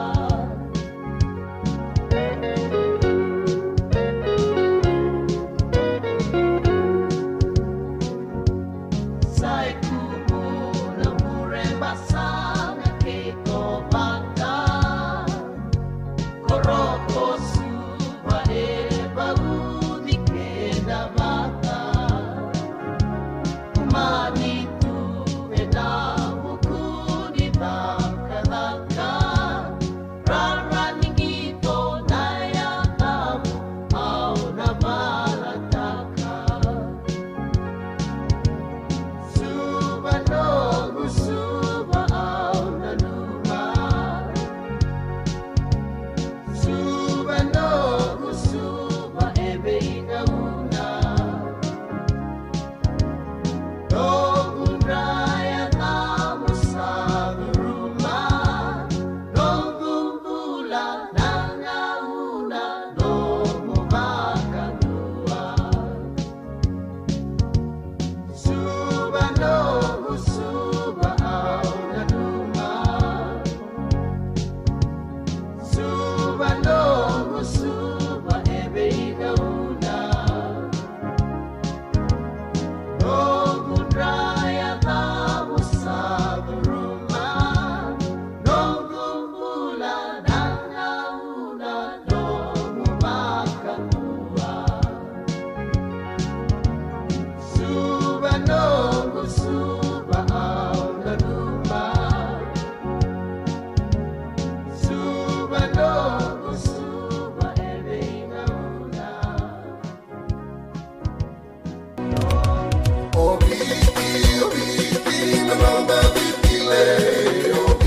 Na nonda wata ki City Veni Raturala and a radio Mbulan Dua Wata, San Francisco. Me kochi kenda wata mai.